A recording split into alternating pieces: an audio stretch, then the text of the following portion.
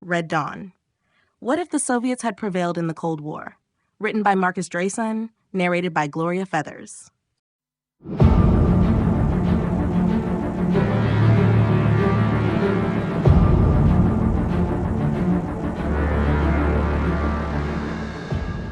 Chapter 1: The World That Almost Was. The Cold War, which dominated much of the 20th century, was a clash of ideologies, political ambitions, and global power struggles. It was a battle between two superpowers, the United States and the Soviet Union, each determined to impose its vision of the future upon the world. The Cold War never boiled over into full-scale war, but the fear of nuclear annihilation and the constant threat of conflict shaped the political landscape. But what if the Soviet Union had won this prolonged battle, and the world as we know it had unfolded differently? In the original timeline, the collapse of the Soviet Union in 1991 marked the end of the Cold War, leaving the United States as the undisputed global superpower. However, in this alternate reality, the Soviets have triumphed, their system of governance and ideology proving resilient and successful. How did this shift happen? The end of the Cold War came not with the fall of the Berlin Wall, but with the extension of Soviet influence across Europe, Asia, and beyond, ushering in a new age of global communism. The victory of the Soviets would have drastically altered the political and economic systems of the world. The capitalist model, so dominant in the West, would have been eclipsed by socialism, and Western governments would have been forced to adopt forms of governance that more closely resembled the Soviet model. The United States, long a symbol of free market capitalism and democracy, would have seen its institutions transformed as the Soviet Union's ideals spread through every corner of the globe. Yet this victory would not have been without consequences. The balance of power would have shifted dramatically, and with it, the world order. Political borders would have been redrawn, and many nations would have fallen under the Soviet sphere of influence. The Warsaw Pact might have expanded, swallowing up more of Europe, and Asia could have seen the rise of Soviet-backed communist regimes across the continent. In this altered world, the fate of democracy itself could have been sealed. A generation raised under Soviet doctrine might have grown up with a different view of freedom, liberty, and individual rights. The social and cultural consequences of Soviet dominance would have been profound. People would have lived in a world where free expression was suppressed, where the KGB was a constant presence, and where dissent was met with harsh punishment. This is the world we will explore, the world that almost was. In this alternate history, the Soviet victory changes everything, from the way people live to the global dynamics that shape history itself. The world we know would be unrecognizable, yet its shadows might still stretch across the present. Introduction to the Cold War. The Cold War, which spanned from the end of World War II to the early 1990s, was one of the defining global conflicts of the 20th century. Unlike traditional wars, it was not fought on battlefields, but through ideological, political, and economic competition. The main players were the United States, championing capitalism and democracy, and the Soviet Union, advocating for communism and authoritarian governance. The ideological divide between these two superpowers shaped not only their foreign policies, but also the lives of people across the world. The roots of the Cold War can be traced back to the aftermath of World War II. With the defeat of Nazi Germany, Europe lay in ruins, and the former Allies found themselves on opposing sides. The Soviet Union, under Joseph Stalin, sought to spread communism and create a buffer zone of satellite states in Eastern Europe to safeguard its security. Meanwhile, the United States, with its booming economy and democratic ideals, wanted to contain the spread of communism and promote capitalism and democracy worldwide. Tensions between these two powers began to escalate almost immediately after the war. The U.S. sought to rebuild Europe through the Marshall Plan, a massive economic aid program, which the Soviets viewed as an attempt to undermine Soviet influence. The division of Germany particularly Berlin, became a flashpoint. The Berlin blockade of 1948 to 1949, where the Soviets tried to cut off access to the Western-controlled sectors of the city, was one of the first major confrontations. By the late 1940s and early 1950s, the Cold War had shifted into a new phase of confrontation and competition. The threat of nuclear war loomed large, especially after both superpowers developed atomic weapons. The Korean War, 1950 to 1953, marked the first major military conflict in which the U.S. and the Soviet Union fought indirectly, with the Americans backing South Korea and the Soviets supporting North Korea. This set the tone for future proxy wars, where the two powers would clash through third parties in regions like Southeast Asia, the Middle East, and Latin America. Throughout the Cold War, both superpowers used propaganda, espionage, and diplomacy to exert influence over the rest of the world. The world became divided into two spheres, one capitalist and democratic, led by the U.S., and the other communist and authoritarian, led by the Soviet Union. These ideological divisions would shape global politics for decades, and the fear of nuclear annihilation kept the world on edge. The Cold War, though never turning into direct conflict between the two superpowers, left a deep mark on the world's political, social, and economic structures. It shaped the 20th century in ways that still affect global relations today. The ideological battle, capitalism versus communism. At the heart of the Cold War was a deep and fundamental ideological conflict, capitalism versus communism. This battle wasn't just about political systems or economic policies.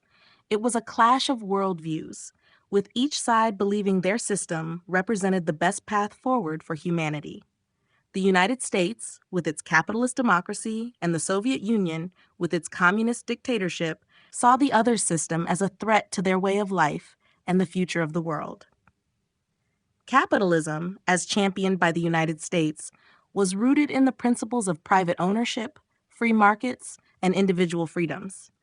The belief was that individuals, by pursuing their self-interest in a competitive marketplace, would inadvertently contribute to the greater good of society. Capitalism was synonymous with economic freedom, personal liberty, and the idea of the American dream. The notion that anyone, regardless of background, could succeed through hard work and ingenuity. The United States promoted its system as a model of prosperity and opportunity, believing that the best way to achieve economic growth and societal well-being was through minimal government intervention and a free market economy. On the opposite side stood communism, as implemented by the Soviet Union. At its core, communism was based on the idea that the state should control the means of production and distribution of wealth in order to eliminate class divisions and economic inequality. The Soviet model aimed to create a classless society where wealth and resources were shared collectively. Communism, under the leadership of figures like Karl Marx and Vladimir Lenin, sought to overthrow capitalism, which they saw as inherently exploitative. For the Soviets, a strong, centralized government was needed to manage the economy, suppress dissent, and maintain control over the state. The ideological battle was more than just an economic debate. It represented two visions of society. Capitalism celebrated individualism, freedom, and personal rights, while communism emphasized collective good, equality, and state control. Each side saw the other's vision as not just flawed, but dangerous. The United States viewed the spread of communism as a direct threat to freedom and democracy, fearing that the rise of communist regimes would stifle personal liberties and lead to totalitarianism. On the other hand, the Soviet Union saw capitalism as a system that perpetuated inequality and exploitation, where the rich and powerful held all the control while the working class suffered. This ideological divide fueled the Cold War, with each superpower seeking to expand its influence and promote its worldview across the globe. The ideological struggle was waged through propaganda, political alliances, proxy wars, and economic competition, as both sides tried to prove that their way was the superior path for human progress. The battle for ideological dominance was as intense as any military confrontation, shaping global politics for decades. Key events leading to the Cold War's escalation. The Cold War did not begin overnight. It was the result of a series of key events that gradually escalated tensions between the Soviet Union and the United States after World War II. These events marked a shift from wartime cooperation to deep distrust and rivalry, laying the groundwork for decades of ideological conflict, proxy wars, and a global arms race. One of the earliest catalysts was the end of World War II in 1945. The war left Europe devastated, and the U.S. and the Soviet Union emerged as the two dominant global powers. While both nations had been allies during the war, their differing political ideologies and goals for the post-war world quickly became apparent. The Soviets sought to expand their influence in Eastern Europe, while the U.S. and its allies wanted to prevent the spread of communism and promote democracy and capitalism. The division of Germany became a central flashpoint in the Cold War's early stages. At the Yalta and Potsdam conferences in 1945, the Allies agreed to split Germany into 4 occupation zones, with the Soviet Union controlling the East and the U.S., Britain, and France controlling the West. Berlin, located in the Soviet-controlled zone, was similarly divided. However, tensions escalated over the future of Germany. In 1948, the Soviet Union blockaded West Berlin in an attempt to force the Allies out. In response, the United States and its allies launched the Berlin Airlift, supplying the city with food and essentials and breaking the blockade. This standoff demonstrated the deepening divide between the two superpowers and was a precursor to further confrontations. The introduction of the Truman Doctrine in 1947 and the Marshall Plan in 1948 marked the official beginning of the U.S. policy of containment. The Truman Doctrine pledged American support to countries resisting communist subjugation, particularly in Europe and Asia. The Marshall Plan, on the other hand, provided economic aid to Western European nations to help them rebuild after the war and prevent the spread of communism through economic instability. The Soviet Union viewed both initiatives as a direct threat to its sphere of influence and responded by solidifying its control over Eastern Europe. In 1949, the formation of NATO, a military alliance between the U.S., Canada, and Western European nations, further intensified tensions. The Soviet Union saw NATO as a direct military threat and responded by strengthening its control over Eastern Europe and establishing the Warsaw Pact in 1955, a military alliance of communist states in Eastern Europe. These early events, combined with growing ideological distrust and the arms race, propelled the world into the Cold War. Both superpowers were determined to assert their dominance on the global stage, and the world found itself in a decades-long struggle for influence, with each side trying to expand its political and military footprint while keeping the other in check. The Cold War would continue to evolve, with these key moments setting the stage for a conflict that would shape international relations for the next half-century. The final standoff, a Soviet victory. In the alternate timeline where the Soviet Union emerged victorious in the Cold War, the final standoff was not a singular moment, but rather a series of critical events that ultimately tipped the balance in favor of the Soviets. As the years progressed, the dynamics of global power shifted, leading to a gradual yet inevitable collapse of Western influence and the expansion of Soviet dominance across the globe. The turning point for a Soviet victory came during the 1980s, a decade marked by the West's growing internal and external struggles. While the United States and its allies were mired in economic stagnation, political turmoil, and a prolonged military engagement in the Middle East, the Soviet Union was able to strengthen its global presence. The key to the Soviet triumph was their ability to consolidate power in Eastern Europe, expand their influence in Asia, and exploit the weaknesses of their rivals. The Soviet Union capitalized on growing discontent in the West. Economic recessions, rising unemployment, and social unrest plagued much of Europe and North America. Meanwhile, the Soviet economy, though struggling, was able to leverage its centralized control to maintain relative stability. Soviet support for left-wing revolutionary movements around the world gained traction, especially in Africa and Latin America, where they helped to topple governments and install pro-Soviet regimes.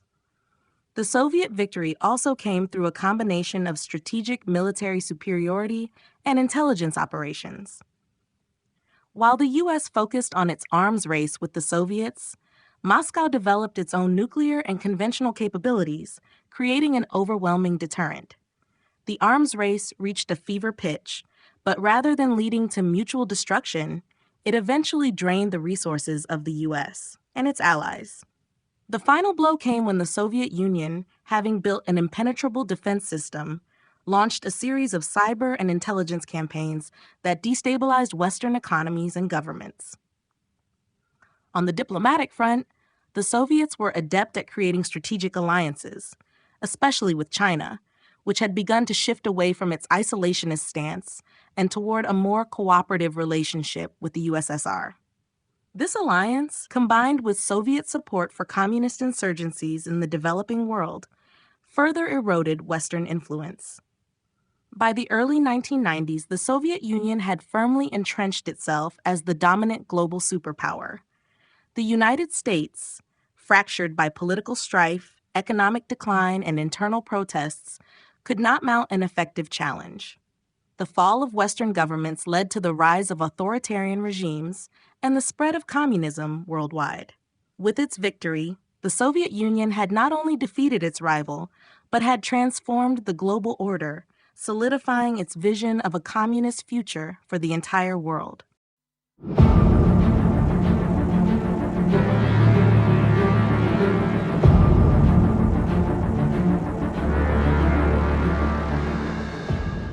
Chapter 2: The Collapse of the West.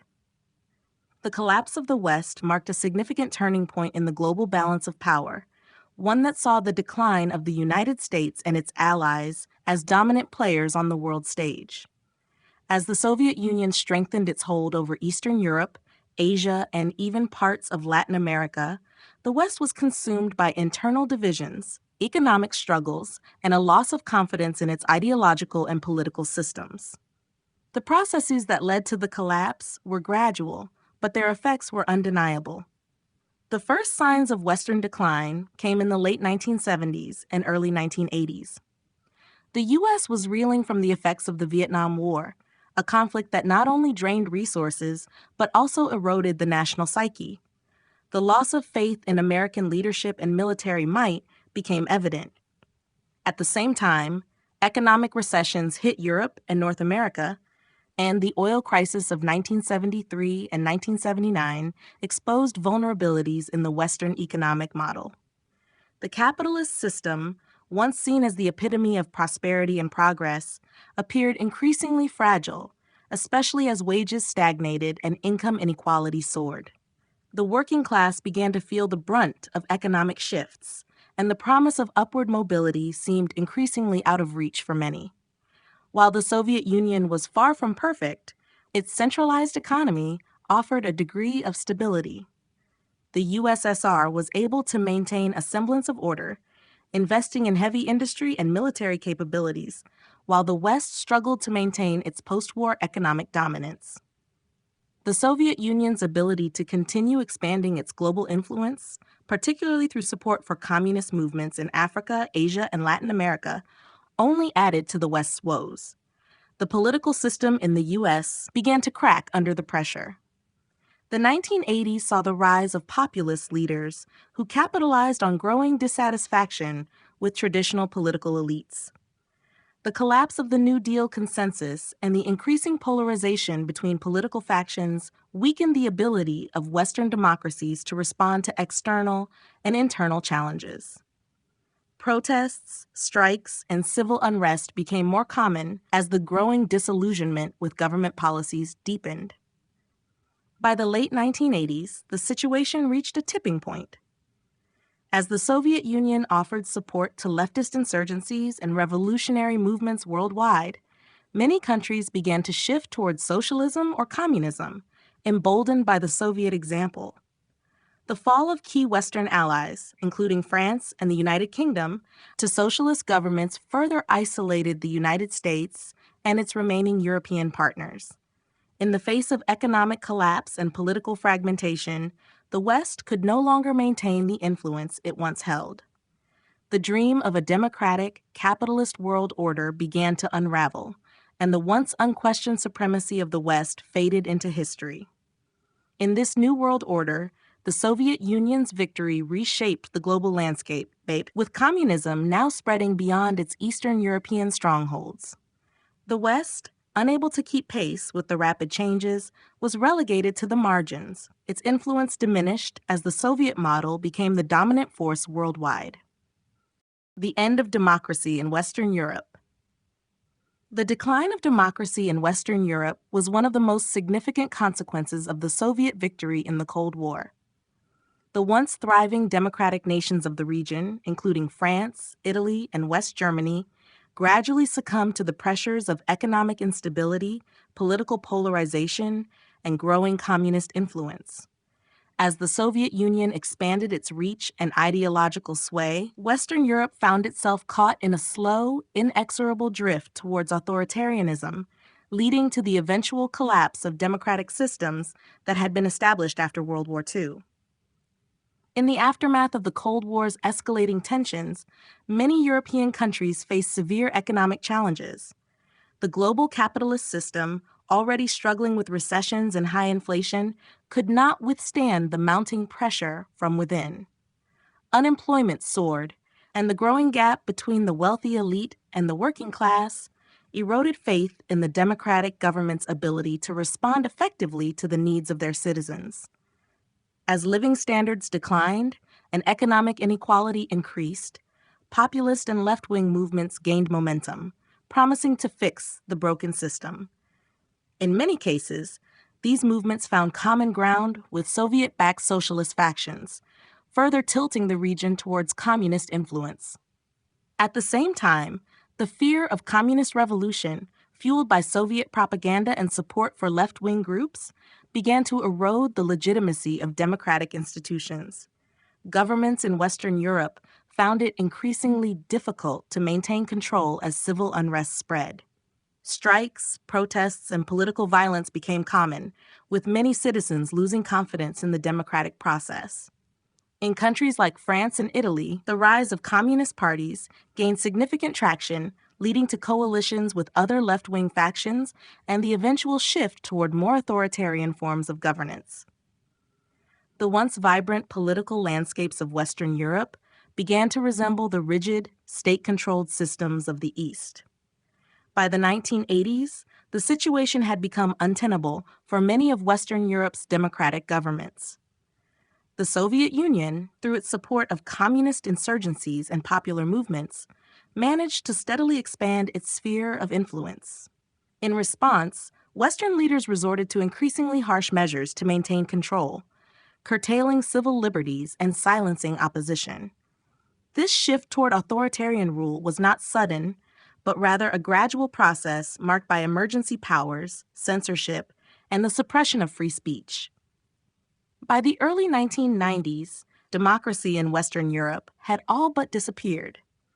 Countries that had once prided themselves on their democratic institutions now resembled the totalitarian regimes of Eastern Europe. The rise of a Soviet-inspired political order reshaped the European continent, leaving a world in which freedom and democracy were no longer the guiding ideals of the region. The fall of democracy in Western Europe was a bitter consequence of the Soviet Union's victory in the Cold War, marking the end of an era in which liberal democracy had reigned supreme in the West. Economic decline in the United States. The economic decline in the United States following the Soviet victory in the Cold War was not a sudden event, but rather a slow unraveling of the once thriving economic powerhouse. In this alternate timeline, the collapse of the West was precipitated by a confluence of internal issues and external pressures that eventually left the United States struggling to maintain its place as a global leader. By the 1970s and 1980s, the U.S. was already grappling with economic stagnation. The aftereffects of the Vietnam War, coupled with the oil crises and inflation, destabilized the nation's economy. The post-war boom that had sustained the middle class was starting to erode, and the promises of upward mobility seemed increasingly unattainable. With the rise of globalization, U.S. manufacturing began to decline as industries moved overseas, seeking cheaper labor and reduced costs. Jobs that had once provided a solid middle-class lifestyle were disappearing, replaced by low-wage, service-oriented employment. At the same time, the United States' reliance on a consumer-driven economy became more pronounced. The debt-fueled boom of the 1980s allowed for the accumulation of wealth among a small elite, but left much of the working class struggling. As wages stagnated and inflation rose, the American dream of homeownership and economic security became out of reach for many citizens. The growing disparity between the rich and poor undermined social stability, and a sense of disillusionment began to permeate the American public. Meanwhile, the Soviet Union, despite its own economic challenges, managed to maintain a more stable footing. The centralized command economy, while inefficient in many ways, was able to allocate resources in a way that kept the country's military-industrial complex strong. Additionally, the Soviet Union's expansion of influence through proxy wars, revolutionary movements, and strategic alliances with countries in Africa, Latin America, and Asia helped ensure a steady flow of resources and allies. As the Soviet sphere of influence grew, the United States found itself increasingly isolated. The global capitalist order, which had once been the cornerstone of American power, began to falter. In contrast, communist regimes, backed by Soviet support, thrived in various regions of the world. The economic systems in Western Europe and parts of the developing world, inspired by Soviet models, became more successful at providing stability and social welfare.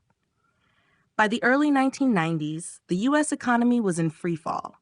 Unemployment had reached record highs, and the once vibrant industrial cities had become hollowed-out shells of their former selves. The loss of global markets and political influence left the United States with little leverage to regain its former standing. The American experiment in democracy and capitalism had faltered under the weight of economic decline, and the Soviet Union's rise to global supremacy became an inescapable reality. The rise of Soviet influence in the Americas. The rise of Soviet influence in the Americas was one of the most striking shifts in global power dynamics following the Soviet victory in the Cold War. During the Cold War, the United States had long considered Latin America its sphere of influence, but as the Soviet Union emerged victorious, the balance of power in the Western Hemisphere began to change.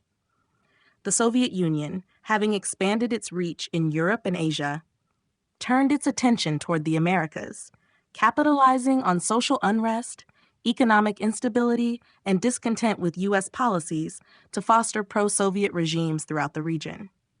In the wake of the Cold War, the United States found itself unable to effectively maintain its dominance in Latin America. The economic decline at home and growing political fragmentation left the U.S. with limited resources to intervene in the region. Meanwhile, the Soviet Union, emboldened by its triumph, began to invest heavily in supporting revolutionary movements and left-wing insurgencies across the Americas.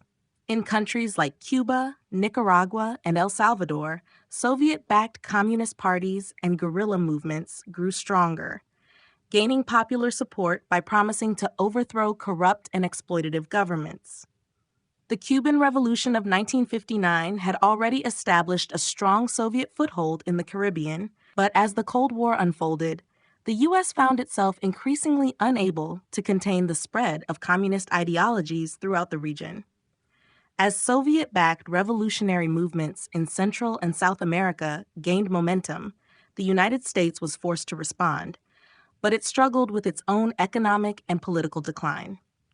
By the 1980s, revolutionary governments in Nicaragua, Grenada, and even parts of Colombia and Venezuela had established close ties with Moscow, adopting Marxist-Leninist policies and aligning themselves with the Soviet bloc. The Soviet Union also expanded its influence through diplomatic channels, leveraging its relationship with left-wing governments to secure economic and military support. The USSR supplied arms, funding, and technical assistance to many of the new socialist regimes, further solidifying their allegiance. This growing Soviet presence in the Americas led to a sharp decline in U.S. influence, especially as the Soviet Union sought to spread its revolutionary model as an alternative to Western capitalist democracies. By the late 1980s and early 1990s, the Soviet Union's presence in the Americas was unmistakable. Moscow had cultivated a network of allies, and the political landscape of the Western Hemisphere had shifted dramatically. In many countries, Soviet-backed governments implemented socialized economies, nationalized industries, and suppressed political dissent, marking the end of the United States' dominant influence in the region. The Soviet Union's success in expanding its influence in the Americas was a key component of its broader global victory, reshaping the geopolitical landscape and further solidifying its place as the world's preeminent superpower. The dismantling of NATO. The dismantling of NATO was a crucial step in the collapse of Western influence and the rise of Soviet power following the USSR's victory in the Cold War. Originally founded in 1949 as a military alliance to counter the perceived threat of Soviet expansion in Europe, NATO had been the cornerstone of Western defense and unity throughout the Cold War. However, as the Soviet Union gained increasing control over Eastern Europe and spread its ideology worldwide, NATO's purpose became obsolete in the eyes of many European nations, and its collapse was almost inevitable. By the 1980s, the strategic balance that had defined the alliance was shifting. The Soviet Union's growing strength and the political turmoil within the United States and Western Europe caused many NATO members to question the utility of the alliance. Economic decline in the U.S., coupled with internal divisions within European nations, weakened the resolve to maintain a united front against Soviet communism. Countries in Western Europe began to grow disillusioned with NATO's military focus, and the sense of common purpose began to unravel. The catalyst for the dismantling of NATO came when the Soviet Union, having successfully entrenched its influence across Europe and beyond, no longer saw NATO as a viable opposition force. The USSR, emboldened by its victories in the Cold War, began to push for a new order, one that included a more unified socialist Europe under Soviet guidance. In response, several NATO members, feeling the growing pressure of Soviet influence and weakened by domestic unrest, began to distance themselves from the alliance. By the late 1980s, many Western European nations had already begun to reconsider their relationship with the U.S. and the broader Atlantic Alliance. The appeal of Soviet-backed socialism, combined with the economic and political instability of the West, led to the rise of anti-American sentiment and growing support for left-wing governments. In this environment, NATO's military structure became increasingly redundant. Countries like France, Italy, and Spain began to withdraw from NATO, opting instead for bilateral agreements with the Soviet Union or adopting more neutral stances. The final blow came when the United States, struggling with its own economic and political turmoil, could no longer afford to maintain its military commitments abroad. In the face of these growing divisions, NATO's cohesion disintegrated. The alliance formally dissolved in the early 1990s as Europe moved toward a new security architecture aligned with Soviet interests. The dismantling of NATO was emblematic of the shifting geopolitical realities of the post-Cold War world, with the United States' influence waning and Soviet power now firmly established across Europe.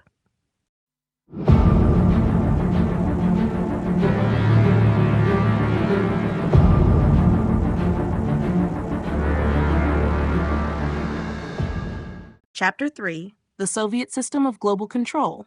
Following its victory in the Cold War, the Soviet Union established a new system of global control that reshaped the geopolitical landscape and solidified its dominance.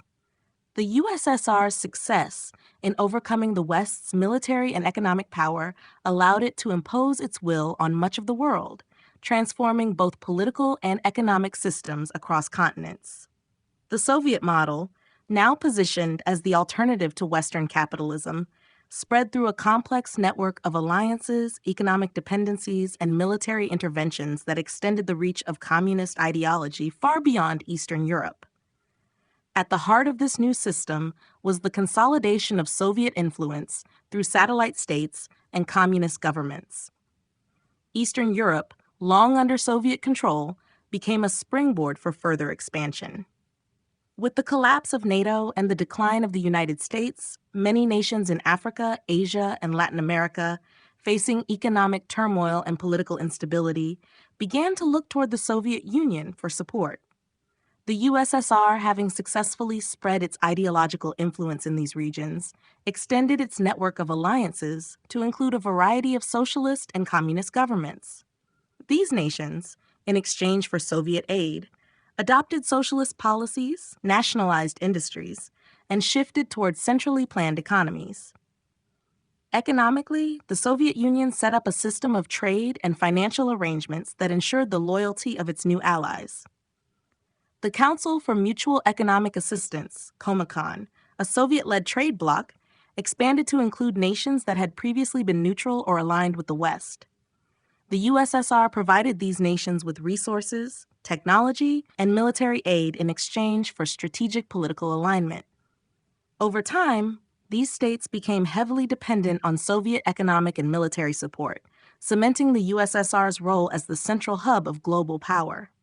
Militarily, the Soviet Union maintained its dominance by deploying troops in key regions and creating a network of client states that acted as buffer zones. The Soviet military presence in Eastern Europe remained strong, and Soviet-backed governments in places like Cuba, Nicaragua, and Angola allowed Moscow to project power even further.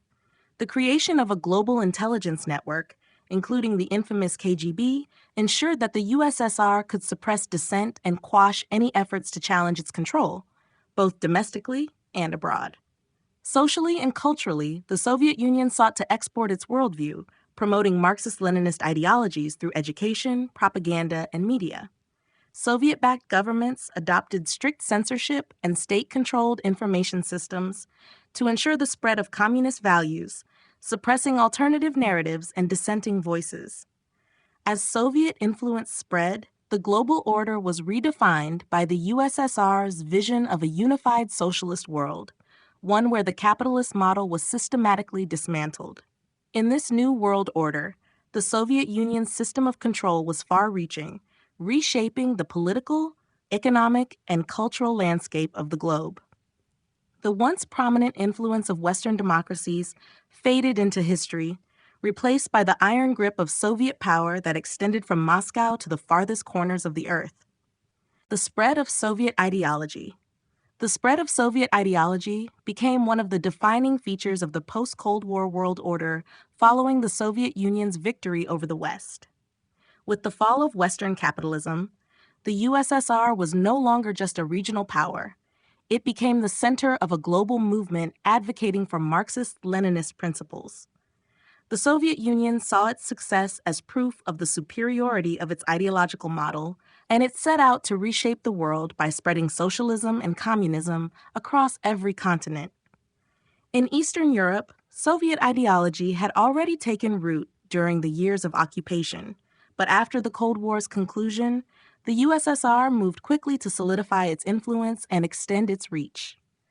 Communist governments were installed or strengthened throughout the region, with the Soviet Union offering support to revolutionary movements that sought to overthrow capitalist or neutral regimes. Soviet-backed movements in countries like Greece, Turkey, and Finland grew stronger, while in Western Europe, communist parties that had been marginalized during the Cold War saw their influence grow. The Soviet Union promoted its ideology through propaganda and direct political intervention, encouraging nationalization of industries and the establishment of state-controlled economies. The Soviet Union also focused on spreading its ideals through revolutionary movements in Africa, Asia, and Latin America. In Africa, newly independent nations struggling with colonial legacies were eager for alternatives to Western capitalism and imperialism. The USSR took advantage of this by providing military and financial assistance to left-wing groups, fueling independence movements, and cultivating strong alliances with countries like Angola, Mozambique, and Ethiopia. In Asia, Soviet influence spread rapidly, with communist revolutions in Vietnam, Cambodia, and Laos securing key territories for the socialist bloc. In Latin America, the Cuban Revolution of 1959 served as a beacon for leftist movements, leading to a series of Soviet-backed insurgencies and government changes throughout the continent. The USSR's support for Castro's regime in Cuba symbolized the global spread of Soviet ideology, particularly in the Americas, where socialist revolutions grew in prominence. The Soviet Union also worked through global organizations like the United Nations and the Non-Aligned Movement, where it promoted socialist and anti-imperialist policies. As the USSR expanded its sphere of influence, it set up educational programs, cultural exchanges, and media campaigns to promote Marxism-Leninism as a viable alternative to the Western capitalist system. The global network of pro-Soviet governments helped ensure the ideological dominance of communism, particularly in countries with weak democratic traditions or those experiencing internal strife. Ultimately, the spread of Soviet ideology led to a fundamental shift in global governance, where the principles of socialism and state control replaced liberal democracy and free market capitalism in many parts of the world. The USSR's victory in the Cold War allowed it to transform its vision into global reality, fundamentally altering the political landscape for decades to come. The globalization of communism. The globalization of communism marked the ultimate phase of Soviet expansion following its victory in the Cold War. As the USSR solidified its dominance over the West, it set about creating a global system based on its own ideology of Marxism-Leninism. The Soviet Union viewed the spread of communism as both an ideological mission and a political necessity, seeing itself as the vanguard of the working class and the rightful leader of a worldwide socialist revolution. With capitalist powers in retreat, the USSR's influence expanded across continents, shaping the political and economic systems of nations from the Americas to Asia and Africa. One of the key drivers of this globalization was the establishment of revolutionary governments and movements that aligned with Soviet interests. In the wake of the Soviet victory, numerous countries, especially those in the developing world, sought alternatives to Western colonialism and capitalist exploitation. The USSR, through financial aid, military support, and ideological training, helped foster socialist revolutions and insurrectionist movements that ousted capitalist or imperialist governments. In regions like Latin America, Asia, and Africa, communist parties and insurgents emerged as the primary challengers to established powers. In Latin America, the influence of the Soviet Union was particularly strong, with communist movements taking hold in countries like Nicaragua, Cuba, and Grenada. The Cuban Revolution, supported by the USSR, served as a beacon for left-wing movements across the hemisphere. Soviet military and economic aid to these nations ensured their allegiance to the socialist cause. In Africa, the USSR supported liberation movements in countries like Angola and Mozambique, where Marxist governments were established after the defeat of colonial powers. The success of these movements helped spread Soviet ideals across the continent, fostering a new wave of socialist governments. In Asia, the spread of communism was equally profound. The Soviet Union had already made significant inroads through its support of communist movements in China, Vietnam, and Korea. The success of the Chinese Revolution in 1949 had set the stage for further expansion, and by the 1970s, the USSR was backing communist insurgencies in countries such as Cambodia, Laos, and Indonesia. The support for these revolutions, both direct and indirect, gave the Soviet Union significant leverage over the political trajectories of nations in the region. Economically, the USSR sought to create an alternative to the Western capitalist system by promoting state-controlled industries, central planning, and collective farming as the path to prosperity. This new system, known as the Soviet model, was adopted by many nations seeking to emulate the USSR's rapid industrialization and military might. The USSR used its control over organizations like Comecon to facilitate trade between socialist countries and spread the economic principles of communism globally. The globalization of communism, therefore, was not merely an ideological export, it was an active and aggressive strategy of expansion. Through direct military involvement, economic alliances, and support for revolutionary movements, the Soviet Union succeeded in spreading its system across vast regions of the world, dramatically altering the global political and economic landscape. Soviet satellites, influence, and control. The Soviet Union's system of influence and control over its satellite states was a critical component of its global dominance following the Cold War's conclusion. These satellite nations, primarily in Eastern Europe, were essentially under the USSR's political, economic, and military sway, with the Soviet Union acting as both their protector and their enforcer. Through a combination of coercion, support for communist parties, and direct intervention, the USSR created a bloc of nations that were loyal to Soviet ideology and interests, even though these countries maintained nominal independence. The most prominent and enduring Soviet satellites were located in Eastern Europe, where the USSR had imposed its control after World War II. Nations like Poland, Hungary, Czechoslovakia, East Germany, Romania, and Bulgaria fell under Soviet domination, their governments either established or heavily influenced by communist regimes loyal to Moscow. In these countries, the Soviet Union used a variety of methods to consolidate its power. The most prominent tool was the establishment of puppet regimes, which were made up of local communist leaders who were aligned with Soviet goals. These governments acted as extensions of the USSR, implementing policies that adhered to Soviet ideals and maintaining strict loyalty to the Kremlin. Militarily, the USSR ensured its control over these nations through the Warsaw Pact, a military alliance that served as a counterbalance to NATO. The presence of Soviet troops in many of these countries, along with the stationing of military hardware and surveillance operations, ensured that the satellite states would not deviate from Moscow's directives. These military forces were often called upon to quell uprisings or dissent, as seen in the suppression of the Hungarian Revolution in 1956 and the Prague Spring of 1968, where Soviet forces crushed efforts for greater political and social freedoms. Economically, the Soviet Union controlled the economies of its satellites through the Council for Mutual Economic Assistance, Comecon, an economic bloc designed to coordinate trade and production among socialist countries.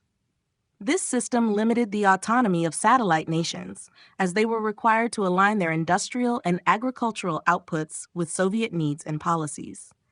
These countries were also forced to rely on the USSR for resources, such as oil and gas, which further entrenched their dependence. Culturally and socially, the Soviet Union imposed strict ideological control.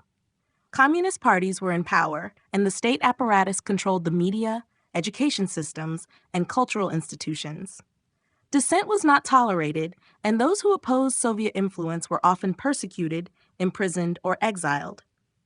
The KGB, along with local secret police, monitored citizens closely, ensuring that any attempt at resistance was swiftly silenced. The control the Soviet Union exercised over its satellite states was both a source of power and a vulnerability. While these nations were crucial to the Soviet sphere of influence, their economic stagnation, repression, and occasional resistance movements contributed to the eventual weakening of the USSR's global position. Despite their loyalty to Moscow, these satellite states were never fully integrated into the Soviet system, and their desire for greater autonomy would ultimately play a significant role in the USSR's eventual collapse. The new Soviet world order. The victory of the Soviet Union in the Cold War marked the beginning of a new world order, one where Soviet influence was deeply entrenched across the globe. With the collapse of Western capitalism and the dissolution of NATO, the USSR was free to reshape international politics, economics, and culture according to its Marxist-Leninist vision. This new Soviet-dominated world order sought to replace liberal democracy and free market capitalism with a unified socialist system, with Moscow at its helm. At the core of the new Soviet world order was the expansion of communist governance. The USSR aimed to establish a global network of socialist states, where power was centralized in the hands of a single party and economic resources were controlled by the state.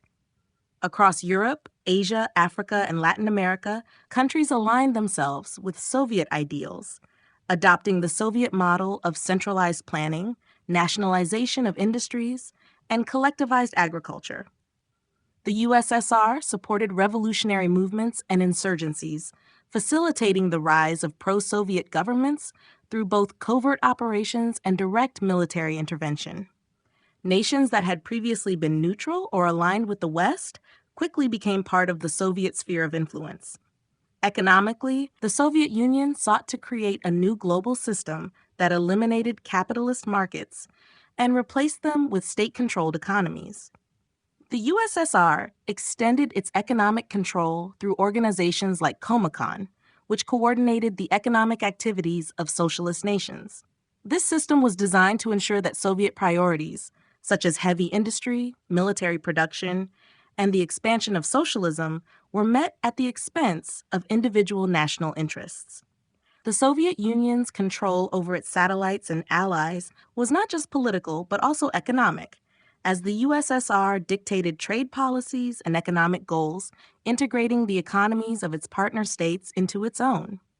On the global stage, the Soviet Union worked to challenge and eventually dismantle Western institutions such as the United Nations, the World Bank, and the International Monetary Fund. It promoted its own set of international organizations that served its interests, offering an alternative to the Western capitalist model.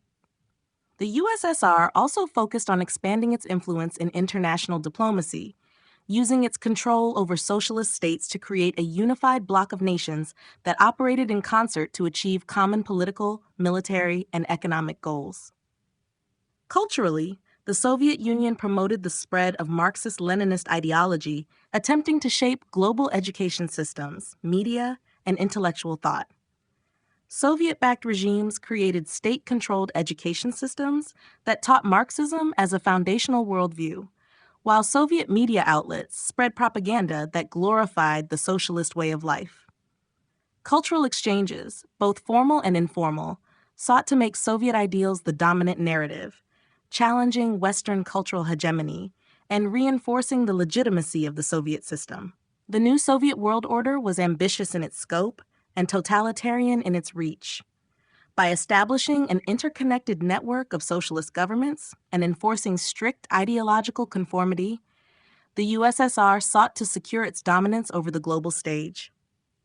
However, the very structures that the Soviet Union built to consolidate its power would eventually contribute to its downfall, as economic inefficiencies, political repression, and resistance movements from within the Soviet bloc began to weaken its foundations. Nonetheless, for a time, the new Soviet world order redefined the global balance of power, leaving a lasting imprint on international relations.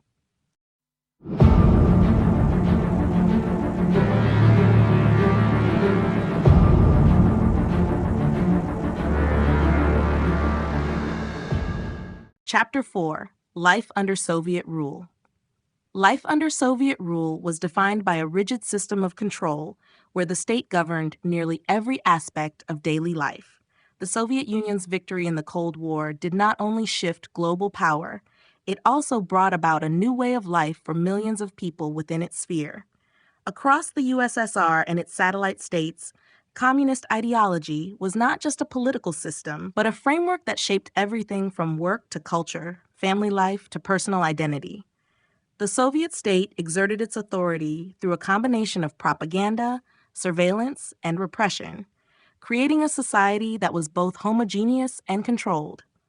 The central tenet of Soviet life was the concept of collectivism. Individualism was seen as a threat to the greater good, and personal desires were subordinated to the needs of the state. People were expected to work for the collective benefit, and much of the economy was geared toward producing resources for the state. Industries were nationalized, and the state controlled the means of production. The ideal of the new Soviet man was promoted, a citizen who was selfless, hardworking, and completely loyal to the government. Education played a critical role in shaping this ideal, with Marxist-Leninist principles taught from a young age, ensuring that the next generation was fully indoctrinated into the values of the state. The economy was dominated by centralized planning. The government controlled everything from agriculture to heavy industry, with little room for market forces or private enterprise.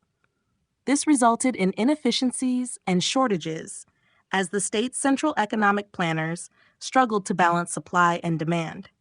While some sectors, such as defense and heavy manufacturing, were prioritized, consumer goods were often scarce, and people had to endure long lines for basic necessities like food, clothing, and household goods. Despite this, the state often portrayed the Soviet system as more equitable than capitalist economies, where wealth inequality was prevalent. In daily life, the government maintained strict control over culture, media, and expression. The Communist Party ensured that all forms of art, literature, and entertainment were aligned with socialist ideals. Censorship was widespread, and dissent was not tolerated. The secret police, primarily the KGB, monitored citizens, ensuring that any opposition to the regime was swiftly dealt with. Informants were common, and many people were afraid to speak openly, even with close friends and family members, for fear of being reported. The surveillance state created an atmosphere of mistrust where people were often forced to choose between loyalty to their government or risking persecution. However, life under Soviet rule also had its moments of community and solidarity. State-sponsored events and celebrations, such as May Day parades and the anniversary of the October Revolution, fostered a sense of national pride and unity, at least on the surface. The collective spirit of these events, combined with the state's emphasis on public welfare, such as free healthcare, education, and housing, offered a sense of security, even though it came at the cost of personal freedom. For those living under Soviet rule, the experience was marked by a constant balancing act between survival in a repressive system and the desire for a better, freer life. The harshness of Soviet control was tempered by moments of camaraderie and pride in the Soviet achievements, creating a complex and contradictory reality that defined life under the regime. The expansion of the KGB and surveillance. The KGB, the Soviet Union's premier security and intelligence agency, played a central role in the maintenance of Soviet power. Following the Cold War victory, the expansion of the KGB and its extensive surveillance apparatus became an essential tool in solidifying the USSR's control over its citizens, allies, and enemies. The KGB, an abbreviation for the Committee for State Security, was tasked with everything from counterintelligence and espionage to political repression and domestic surveillance. It ensured that the state's ideology was upheld, dissent was crushed, and Soviet control remained unchallenged. The scope of the KGB's surveillance system was vast, extending into nearly every aspect of daily life. In both the Soviet Union and its satellite states, the agency had the authority to monitor, detain, and interrogate individuals suspected of anti-Soviet activity. The KGB utilized a network of informants who infiltrated communities, workplaces, schools, and even families to report any signs of dissent. Ordinary citizens were often pressured into spying on their neighbors, leading to an atmosphere of fear and distrust. The fear of being watched or overheard led many to censor their own speech and behavior, as a casual remark about the government could potentially lead to arrest or imprisonment. The agency's operations were not confined to the borders of the Soviet Union. The KGB was deeply involved in international espionage, both during and after the Cold War, as it sought to undermine Western democracies and support communist movements abroad. The KGB's international reach was vast, with operations in Europe, North America, and Asia, where it engaged in covert activities to gather intelligence, manipulate foreign governments, and discredit opponents of Soviet ideology. This international network helped ensure the survival of Soviet influence in key global regions, as the KGB worked to neutralize any potential threats to Soviet dominance. Domestically, the KGB's primary responsibility was maintaining internal order and suppressing dissent. It operated not only as a law enforcement body, but also as an ideological enforcer. The agency worked closely with the Communist Party to monitor cultural, academic, and social institutions, ensuring that they aligned with state-approved ideas. Writers, artists, intellectuals, and political activists who deviated from Soviet-approved narratives faced persecution, exile, or imprisonment in labor camps. The KGB's presence in every facet of Soviet life led to widespread self-censorship, as people were constantly aware that their actions, words, and thoughts were being watched. One of the KGB's most infamous tactics was the use of psychiatric hospitals to silence political dissidents. Those who were seen as mentally unstable or subversive could be committed to these facilities, where they were subjected to brutal treatment and forced psychiatric evaluation. This was a way to discredit critics, labeling them as mentally ill rather than politically motivated, and removing them from public discourse without resorting to execution or long-term imprisonment. The expansion of the KGB and its pervasive surveillance system reinforced the totalitarian nature of Soviet rule. Through its far-reaching operations, the KGB not only maintained control over the population, but also instilled a culture of fear and conformity. The agency's surveillance and intelligence gathering made resistance nearly impossible, contributing to the atmosphere of oppression and repression that defined life under Soviet rule. Repression and political purges. Repression and political purges were key mechanisms by which the Soviet Union maintained control over its population and eliminated any threats to the Communist Party's authority. After the Soviet Union's victory in the Cold War, these methods intensified, and the ruling regime relied heavily on both public and secret means of suppressing dissent. Political purges, often executed by the KGB or other security agencies, sought to root out real or perceived enemies of the state, using fear, intimidation, and violence to silence opposition. The political purges, which began during the early years of Soviet rule under Joseph Stalin, continued long after his death. The purge tactics were not confined to any single group. Anyone deemed a threat to the power structure, whether they were from within the Communist Party, the military, the intelligentsia, or the general population, could become targets. These purges were systematic and brutal, often carried out under false pretenses, with those purged subjected to arbitrary arrest, forced confessions, show trials, or execution. One of the most infamous purges was the Great Purge of the late 1930s, where thousands of individuals, including high-ranking party officials, military leaders, and ordinary citizens, were executed or sent to labor camps in Siberia. The atmosphere of fear created by such purges lingered throughout the Soviet era. While the intensity of purges decreased after Stalin's death, the underlying mechanisms of repression remained. Leaders like Nikita Khrushchev and Leonid Brezhnev would still conduct purges, though typically on a smaller scale, in order to secure their grip on power. Under Soviet rule, repression also took on more subtle forms. The state kept a tight control over media, education, and cultural production, ensuring that only government-approved narratives were allowed. Those who voiced criticism of the regime, whether in public forums or private conversations, risked being labeled as counter-revolutionaries or traitors. These individuals faced arrest, imprisonment, and in many cases, exile or forced labor. Intellectuals, artists, and writers who deviated from the approved ideology were subjected to censorship, and many faced persecution for expressing ideas contrary to the state's view of communism. The Soviet government's repressive tactics extended beyond the political elite to the general population.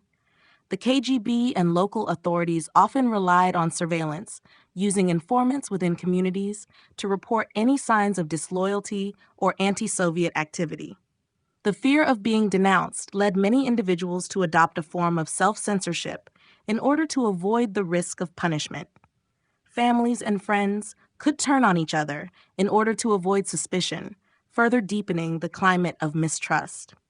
Ultimately, Repression and purges were integral to maintaining the Soviet regime's totalitarian rule. The Soviet leadership sought to crush any opposition, real or perceived, and create an environment where dissent was not only dangerous, but also virtually impossible. By fostering a climate of fear, the government ensured that the Communist Party remained unchallenged, but the human toll of this repression, both in terms of lives lost and the psychological scars left on the population, was immense. Propaganda. Controlling the narrative. Propaganda was one of the most powerful tools in the Soviet Union's arsenal for maintaining control over its citizens and shaping both domestic and international perceptions. The Soviet government understood the immense value of controlling the narrative, not just through political power, but through the shaping of ideas, emotions, and beliefs. By managing the flow of information and dominating cultural and media outlets, the USSR could create a reality that aligned with the goals of the Communist Party, suppress dissent, and maintain its grip on power. The Soviet regime used propaganda extensively to promote the ideals of Marxism-Leninism and the superiority of the socialist system. The state-controlled media, television, radio, newspapers, and literature, was tasked with disseminating a uniform message that glorified the achievements of the Soviet Union and painted a favorable picture of life under its rule. Every form of media was used to create an image of a utopian society where the people were united under the banner of communism, free from the inequalities and exploitation that supposedly plagued capitalist systems. One of the primary targets of Soviet propaganda was the portrayal of the Communist Party as the sole force capable of leading humanity toward a bright future. Leaders like Joseph Stalin, Nikita Khrushchev, and Leonid Brezhnev were often depicted as near godlike figures whose wisdom and guidance were instrumental in the progress of the Soviet state. The party's role in defeating fascism during World War II was frequently highlighted, reinforcing the idea that the USSR was not only a global superpower, but also a heroic defender of justice and equality. The USSR's propaganda also focused heavily on the demonization of the West, particularly the United States. The capitalist world, and especially American imperialism, were portrayed as oppressive, exploitative, and morally corrupt. The state used the media to present the West as the enemy of socialism, casting the Soviet Union as the protector of peace and justice, in contrast to the warmongering, selfish capitalist powers. The Red Scare mentality that pervaded Soviet society painted everyday citizens in capitalist nations as brainwashed and ignorant, while the Soviet Union was positioned as the moral and intellectual center of the world. Cultural production in the Soviet Union was also tightly regulated to ensure that it served the goals of the state. Writers, artists, and filmmakers were expected to produce works that celebrated Soviet values and contributed to the building of socialism. Any form of art or expression that contradicted the state's narrative was either censored or banned. The state's control over education ensured that children and young adults were indoctrinated with communist ideals from an early age, further solidifying the narrative that the Soviet system was the ultimate form of governance. Despite the ubiquity of propaganda, the effectiveness of this control was not absolute. Many Soviet citizens were aware of the discrepancies between the idealized image of Soviet life and the reality they experienced, but they had little ability to express their dissatisfaction. Propaganda created an environment where dissent was dangerous, but it also created an atmosphere where truth became a fluid concept, manipulated to serve the needs of the state. Through propaganda, the Soviet Union was able to maintain an illusion of unity and prosperity, even as its internal contradictions grew more apparent. The shift in cultural norms and freedoms. The shift in cultural norms and freedoms under Soviet rule was a significant aspect of life after the USSR's victory in the Cold War. As the state solidified its control over both public and private life, it sought to reshape the very fabric of Soviet society, dictating what was acceptable and what was not. This shift in cultural norms was guided by the principles of Marxism-Leninism, which promoted a collectivist society, loyalty to the Communist Party, and a uniform adherence to Soviet ideology. At the same time, freedoms, particularly those related to expression, individualism, and cultural diversity, were severely restricted. The Soviet government sought to transform every aspect of culture, from education and the arts to daily social interactions. One of the primary goals was the creation of a uniform Soviet identity that transcended national and ethnic differences. This was reflected in efforts to suppress the cultural expressions of minority groups in favor of promoting the ideals of Soviet socialism. Languages, traditions, and customs that were seen as bourgeois or reactionary were systematically undermined.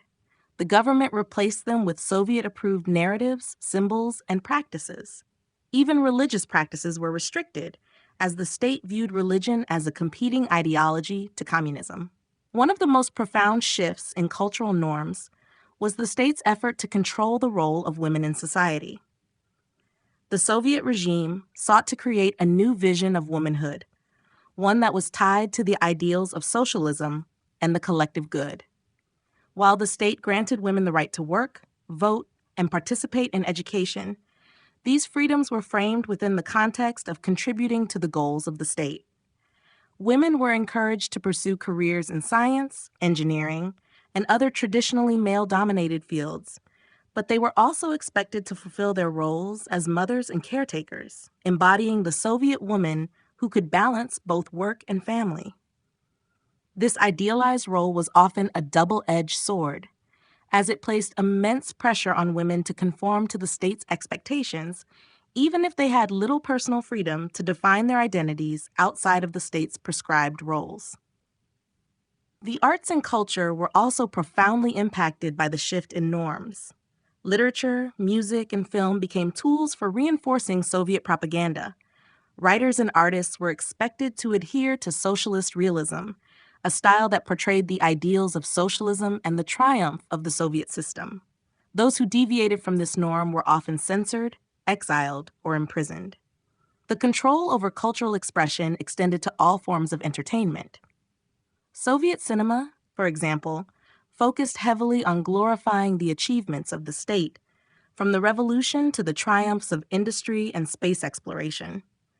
Any works of art or literature that depicted life outside the official narrative were labeled as anti-Soviet and banned. Despite the regime's tight control over culture, there were moments of resistance. Underground movements, both within the Soviet Union and in its satellite states, sought to reclaim spaces for artistic expression, often at great personal risk. These dissident movements gave rise to a cultural pushback that became more pronounced over time, as some individuals and groups sought to assert their own identities outside of the state-imposed norms. However, such movements were often stifled through repression, surveillance, and punishment.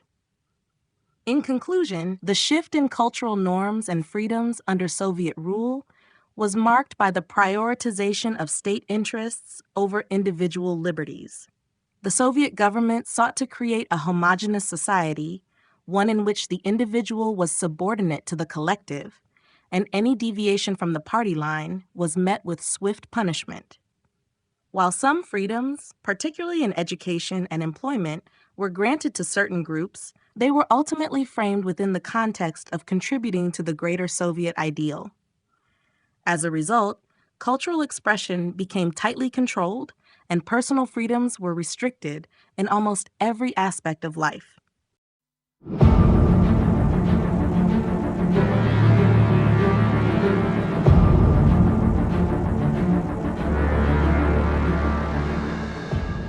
Chapter 5: The Collapse of the Eastern Bloc, A Different Path. The collapse of the Eastern Bloc, once a cornerstone of Soviet influence and control, marked a pivotal turning point in the world's political landscape. However, in this alternate history where the Soviet Union emerged victorious in the Cold War, the trajectory of the Eastern Bloc followed a vastly different path. Rather than crumbling under economic strain and popular rebellion, as it did in our timeline, the countries within the Eastern Bloc remained firmly under Soviet control. Yet, this persistence came at a significant cost, both to the people living within these states and to the broader geopolitical order. The Soviet Union, strengthened by its victory, ensured that its grip on Eastern Europe was unshakable. The tight-knit coalition of Warsaw Pact nations not only continued to serve as the military backbone of Soviet hegemony in the region, but also became an ideological bulwark against the spread of Western capitalist influences. The events that would have led to the fall of communism in countries like Poland, Hungary, and Czechoslovakia were either delayed or entirely averted by Soviet intervention, which employed a combination of military, political, and economic measures to keep the region aligned with Moscow's interests. In this altered reality, the Soviet Union's control over the Eastern Bloc deepened as it implemented more comprehensive policies to prevent the rise of dissent. The Soviet military presence in the region was more pronounced, with thousands of troops stationed throughout Eastern Europe, ready to suppress any signs of rebellion. The political leadership in countries like East Germany, Bulgaria, and Romania maintained loyalty to the Kremlin, but this loyalty was enforced through an increased reliance on surveillance, repression, and ideological conformity. The intense censorship and suppression of free thought that characterized Soviet life were mirrored in the Eastern Bloc, where intellectuals, artists, and dissenters faced the same fates as those in the USSR: exile, imprisonment, or worse. Economically, the Eastern Bloc remained dependent on Soviet trade and central planning. While the Soviet Union benefited from the resources of Eastern Europe, these nations suffered from the stagnation that plagued the Soviet economy. Industrial output was centralized and inefficient, and consumer goods were in short supply. However, the leadership in these countries kept the illusion of prosperity alive by focusing on military spending and using the threat of Western encroachment to justify economic hardships. In this environment, the people of the Eastern Bloc were subjected to continued rationing and shortages, all while the Soviet leadership portrayed itself as the guardian of stability and progress. Despite the oppressive environment, there were moments of resistance in the Eastern Bloc. Though never reaching the scale of the uprisings in our history, these acts of defiance still simmered under the surface. However, with the Soviet Union's heightened control, any such movements were quickly crushed, and the desire for freedom remained unfulfilled. The hope of reform or change was suppressed, and the people of the Eastern Bloc were left to navigate the harsh realities of life under a perpetual Soviet order. Ultimately, the collapse of the Eastern Bloc in this alternate timeline did not mirror the peaceful transitions that occurred in the late 1980s and early 1990s. Instead, the region remained firmly under Soviet domination, and the people lived in a world where freedom and self-determination were luxuries few could imagine. This alternate path for the Eastern Bloc reinforced the Soviet Union's dominance in Europe, but it also revealed the cost of maintaining such an empire: a continued suppression of freedom, innovation, and human potential. The fate of Eastern Europe under Soviet dominance. Under Soviet dominance, Eastern Europe found itself firmly entrenched in the political and ideological orbit of Moscow. The initial years of Soviet control were marked by a combination of economic dependency, political oppression, and ideological conformity. As the USSR emerged victorious in the Cold War, the region's fate was sealed in a way that ensured it would remain under Soviet influence for the foreseeable future. The result was a deeply entrenched system of control that shaped the lives of millions across Eastern Europe, where freedoms were limited, and any attempt at reform or resistance was harshly suppressed. Politically, Eastern Europe became a series of satellite states, each governed by communist regimes that adhered to Moscow's directives. While nominally independent, these countries were bound by the Warsaw Pact and the principles of socialist solidarity. Their leadership, often chosen or endorsed by the Soviet Union, was beholden to Moscow for both legitimacy and survival. Any divergence from the Soviet model was met with swift punishment, whether through military intervention or the silencing of political dissent. The idea of self-determination for Eastern European nations was effectively erased, replaced by the overarching need to align with Soviet foreign policy and ideology. The economy of Eastern Europe was heavily centralized and dominated by Soviet-style planning. The region was expected to supply raw materials and goods to the Soviet Union, and the economic policies of the USSR were often ill-suited to the unique needs of Eastern European countries. Industrial output was focused on fulfilling Soviet demands, and consumer goods were scarce. This left many citizens in these nations struggling with poverty, shortages, and a lack of basic necessities. While propaganda painted a picture of prosperity, the reality for much of the population was one of constant economic hardship and stagnation. Socially, life under Soviet dominance was characterized by pervasive surveillance and repression.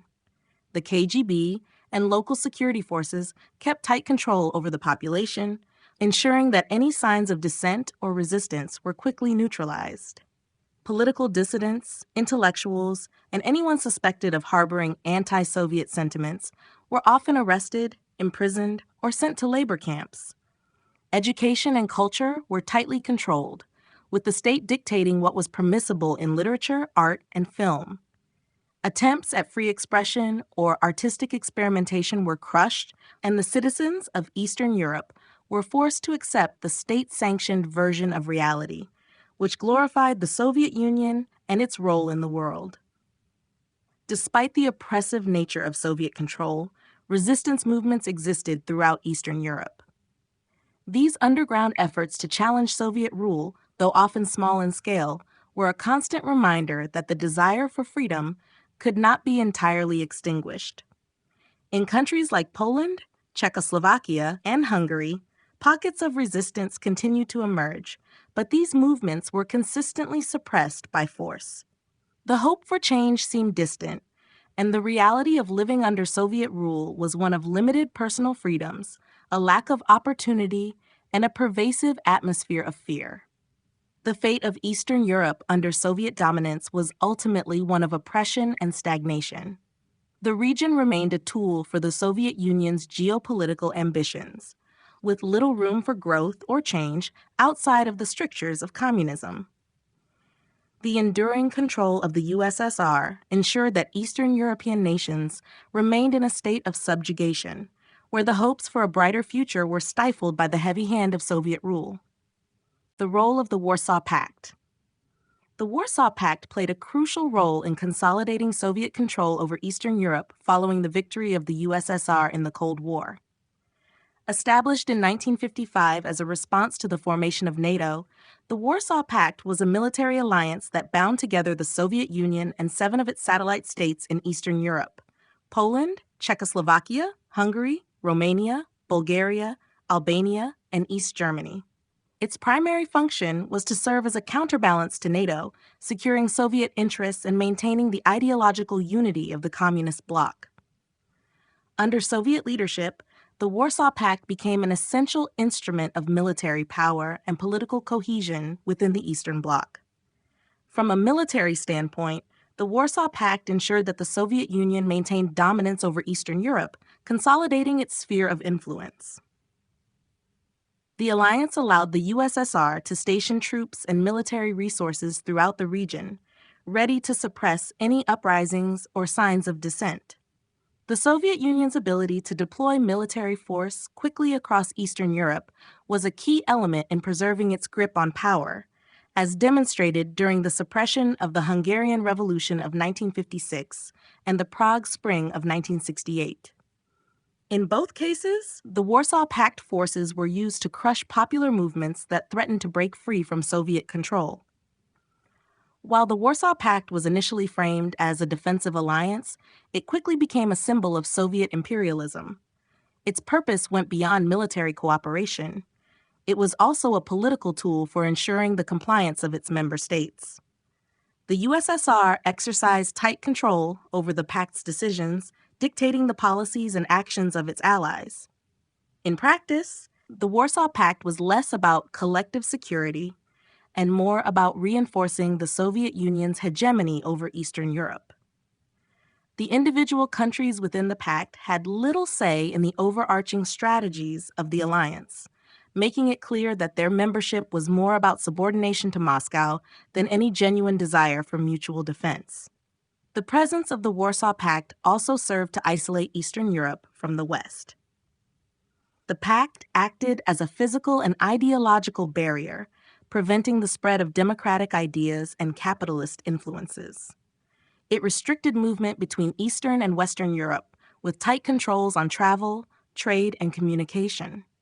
Through the Warsaw Pact, the Soviet Union ensured that its satellite states remained within its ideological and geopolitical orbit, preventing any drift toward the West. The role of the Warsaw Pact, however, began to diminish as the 1980s approached. Despite the Soviet Union's strong control, dissent within the Eastern Bloc grew more pronounced. The 1980s saw the rise of solidarity in Poland and calls for reform in Hungary and Czechoslovakia, signaling cracks in the iron grip of Soviet dominance. The Warsaw Pact, as an instrument of Soviet power, became increasingly ineffective in stemming the tide of change. As the USSR's grip on Eastern Europe weakened, the Pact's ability to intervene militarily waned, and in 1991, the alliance was formally dissolved. The Warsaw Pact's legacy remains closely tied to the Soviet Union's vision of a world divided by ideological lines. It served as both a tool for military domination and a symbol of the Soviet Union's control over Eastern Europe, leaving behind a complex history of repression and resistance. Its dissolution marked the end of an era and paved the way for the eventual collapse of the Soviet Empire. The failure of dissent and rebellion. Under Soviet dominance, dissent and rebellion in Eastern Europe were met with overwhelming force, which ensured that opposition movements failed to achieve any meaningful change. Despite occasional uprisings and acts of defiance, the Soviet regime's ability to maintain control over its satellite states was nearly unchallenged. The failure of dissent in this period can be attributed to a combination of severe repression, strategic military intervention, and the deeply entrenched political and ideological dominance of the Soviet Union. One of the key factors in the failure of dissent was the intense political repression carried out by the Soviet-backed regimes in Eastern Europe. Governments in countries such as Poland, Hungary, and Czechoslovakia were not only loyal to Moscow, but were also deeply involved in maintaining the Soviet ideology through censorship, surveillance, and punishment. Secret police forces, like the Stasi in East Germany and the Securitate in Romania, were instrumental in preventing the spread of anti-Soviet sentiments. Political dissidents, intellectuals, and those perceived as threats to the regime were often imprisoned, tortured, or executed. The pervasive presence of these state security services created an environment of fear, stifling any public or private attempts at rebellion. Additionally, the Soviet Union maintained the ability to intervene militarily whenever resistance movements gained traction. When uprisings broke out in Hungary in 1956 or Czechoslovakia in 1968, Soviet forces crushed them swiftly. These military interventions were not just an expression of Soviet power. They were a reminder to the people of Eastern Europe that any rebellion would be met with overwhelming force. The presence of Soviet troops in the region acted as a constant deterrent to resistance, and even the possibility of a broader movement for reform was quashed by the threat of invasion. Economically, the failure of rebellion was also linked to the dependence on the Soviet Union. The countries of the Eastern Bloc were heavily reliant on the Soviet Union for trade, military protection, and economic stability. As a result, movements that sought to break away from Soviet influence were faced with the harsh reality of economic collapse. Without the Soviet backing, these nations faced the risk of disintegration, making rebellion both an ideological and practical challenge.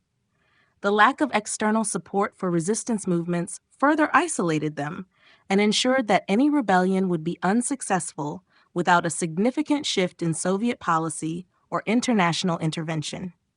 The ideological control exerted by the Soviet Union also played a major role in preventing the success of dissent. Communist regimes were heavily invested in the idea of socialist unity and the superiority of Marxism-Leninism. Any attempt to challenge this system was framed as a betrayal of the working class and a threat to the collective good.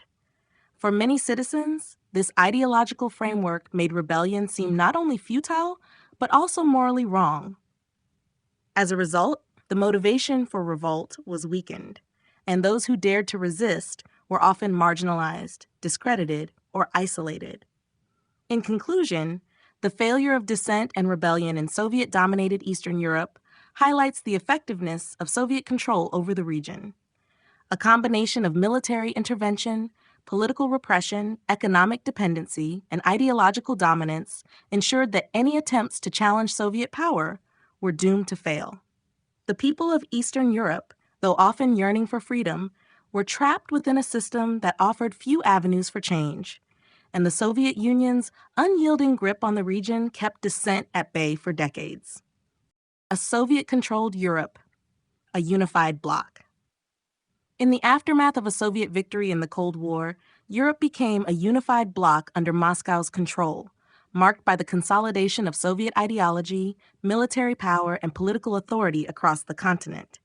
The dreams of a unified Europe were realized, but this unity was forged under the shadow of Soviet dominance, where national identities and independent political movements were suppressed in favor of the communist agenda. The result was a continent that, while outwardly cohesive, was deeply divided by the harsh realities of Soviet rule. At the core of this Soviet-controlled Europe was the strict adherence to Marxist-Leninist principles. Soviet-style governance became the standard across Eastern and Western Europe, with every country falling in line with the centralized authority of Moscow. The European communist regimes, whether in East Germany, France, or Italy, were expected to follow the Soviet model of governance, which prioritized state control over the economy, suppression of dissent, and the establishment of a single-party political system. The political and economic systems of these nations were synchronized, creating a uniformity that extended across Europe, even if there were differences in the local implementation of Soviet ideals. This unified bloc was not born of voluntary cooperation, but rather enforced through military and political coercion. The Soviet Union maintained its dominance through the threat of force, with military intervention a constant threat to any country that even hinted at moving away from Soviet control. The Warsaw Pact remained a key instrument of Soviet authority, with its military presence ensuring that the Soviet leadership could crush any uprising, as seen in Hungary in 1956 and Czechoslovakia in 1968. The Soviet military presence across the continent acted as both a symbol of Soviet power and a means of deterrence against the aspirations of independence. Socially and culturally, the Soviet Union sought to impose a common identity across the bloc, with propaganda and education playing a central role in shaping the public's understanding of their place in the new Europe. National histories were rewritten to align with Soviet ideology, and any attempts to promote local cultural identities were suppressed. Cultural expression was tightly regulated, with only state-approved art, literature, and music being allowed to flourish. Religion, too, was marginalized in favor of atheistic Soviet ideals. Despite the apparent unity, however, tensions simmered beneath the surface. The imposition of Soviet rule did not erase the deeply rooted national identities and cultures across Europe. Resistance to Soviet control persisted in various forms, though it was largely crushed by the overwhelming presence of the KGB and the Soviet military.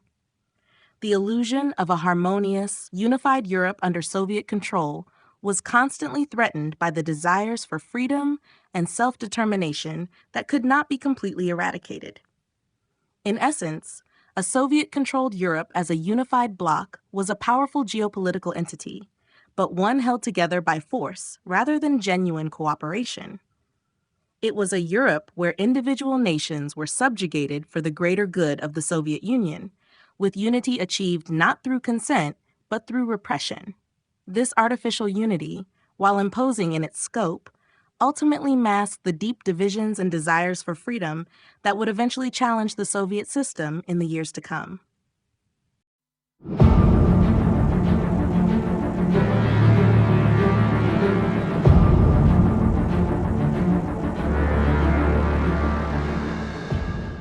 Chapter 6: The End of the American Dream.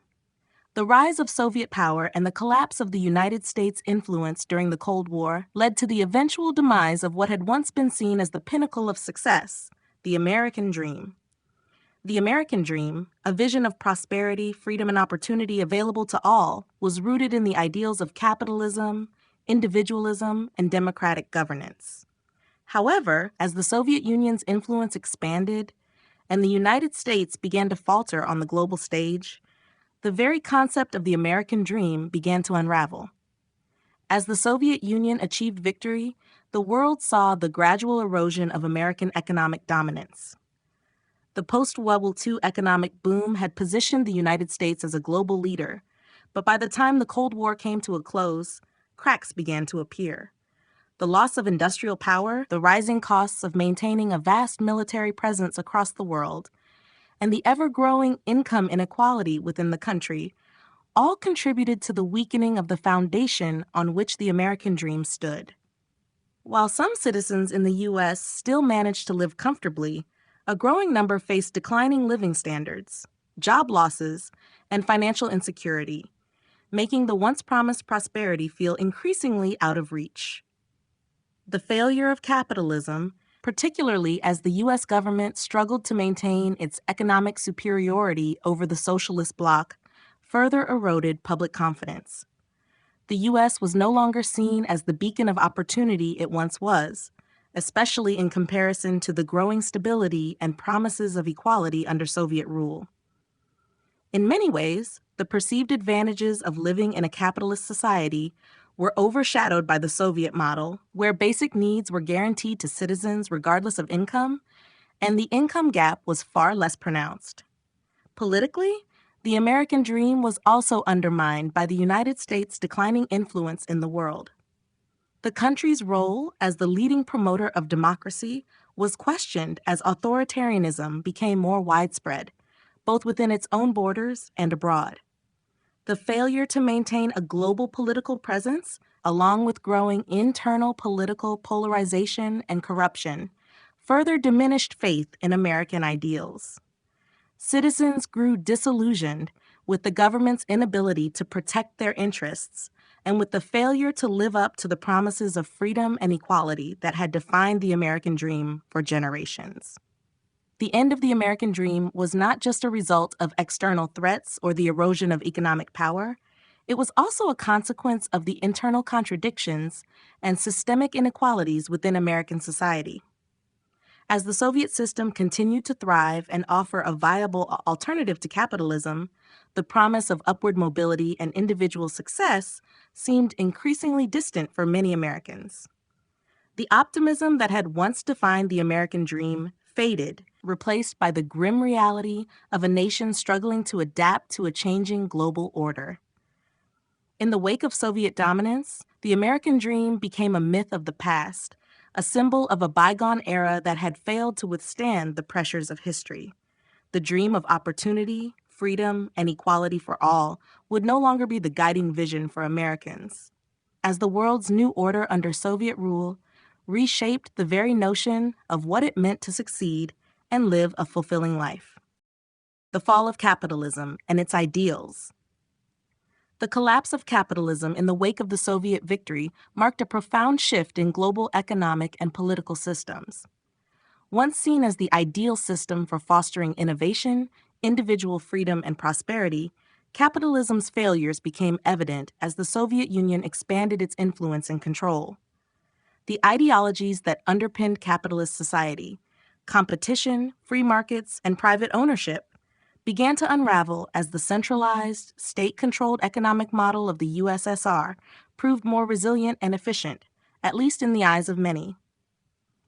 The downfall of capitalism was primarily attributed to the system's inability to maintain stability in the face of global challenges. Economic inequality, unemployment, and rising poverty were prevalent in many capitalist nations, especially the United States. The concentration of wealth in the hands of a few and the erosion of the middle class created deep divisions within society. This inequality fostered a sense of disillusionment as many citizens realized that the promise of upward mobility and personal success was no longer a realistic prospect. The capitalist system, which had once been touted as the road to prosperity, increasingly seemed to benefit only a small elite, leaving the majority struggling to make ends meet. Moreover, the relentless drive for profit and competition in capitalist economies often led to environmental degradation, labor exploitation, and social instability. The pursuit of endless growth and material wealth ignored the needs of the planet and the well-being of working people. As the 20th century progressed, the visible cracks in the capitalist system became harder to ignore. Social movements, labor strikes, and calls for economic reform spread throughout Western nations. But the political and corporate elites often thwarted efforts to create meaningful change. A sense of stagnation and failure provided fertile ground for Soviet ideology to take root in the minds of many. On the other hand, the Soviet system, with its focus on collective ownership, central planning, and economic equality, appeared to offer a more stable and fair alternative. For much of the world, particularly in Eastern Europe, the Soviet model seemed to provide economic security, education, and healthcare, services that were increasingly under threat in capitalist nations struggling with budget cuts and austerity measures. While the Soviet system had its own issues, such as political repression and inefficiency, it presented a strong counter-narrative to the perceived failings of capitalism. The fall of capitalism also signified the decline of the ideals associated with it, such as individualism, free enterprise, and democracy. These principles were increasingly viewed as inadequate for addressing the needs of the modern world, and many saw them as responsible for the crises that plagued Western societies. The triumph of Soviet ideology not only overshadowed the economic and political systems of capitalism, but also its underlying beliefs, leaving them to be reevaluated and, in some cases, abandoned. Ultimately, the fall of capitalism marked the beginning of a new global order, one in which Soviet-style socialism and state-controlled economies became the dominant model, challenging long-held Western beliefs about freedom, prosperity, and the role of government in society. The collapse of capitalism and its ideals signaled the end of an era and the rise of a new world order dominated by Soviet influence. Social unrest and economic chaos. The collapse of capitalism and the rise of Soviet dominance led to widespread social unrest and economic chaos in many parts of the world. As the Soviet system expanded, the political and economic landscape shifted, and the inherent instability of the global system became all too clear. For countries that had once embraced capitalist ideals, the transition to Soviet-style governance brought with it a combination of economic disarray, social upheaval, and political unrest that seemed insurmountable. In capitalist nations, particularly those in the West, the transition from free market economies to state-controlled systems did not happen smoothly. The economic collapse of many Western economies, exacerbated by rising debt, inflation, and the failure of key industries, sparked protests, strikes, and riots. The collapse of major financial institutions, alongside widespread unemployment and the dismantling of social safety nets, fueled anger and frustration. Citizens who had once believed in the promise of capitalism began to lose faith in the system, as they saw their jobs disappear and their standard of living diminish. The economic chaos was particularly evident in cities that had been once considered thriving centers of commerce and industry, now witnessing growing poverty and despair. The social unrest that followed was fueled by a sense of betrayal, as people struggled to understand how their once prosperous societies had descended into economic turmoil. In the United States and Western Europe, protests erupted over issues such as healthcare, education, and housing, as people clamored for a better life and for the restoration of their rights. Citizens increasingly turned to alternative ideologies, including Soviet socialism, seeing it as a means of breaking free from the economic shackles of capitalism. However, these movements were often met with fierce opposition from entrenched political elites, which only intensified the social unrest. Meanwhile, Soviet-controlled countries, too, faced their own forms of unrest, though it often took different forms. The imposition of strict central planning, combined with inefficiencies and shortages, led to widespread dissatisfaction with the system. The promise of economic equality often collided with the reality of corruption, poverty, and bureaucracy, creating a sense of disillusionment among the populace.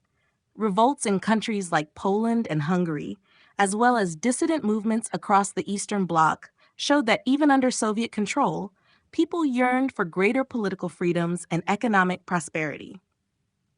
The Soviet Union, while offering security through state control, could not entirely suppress the demands for a better life.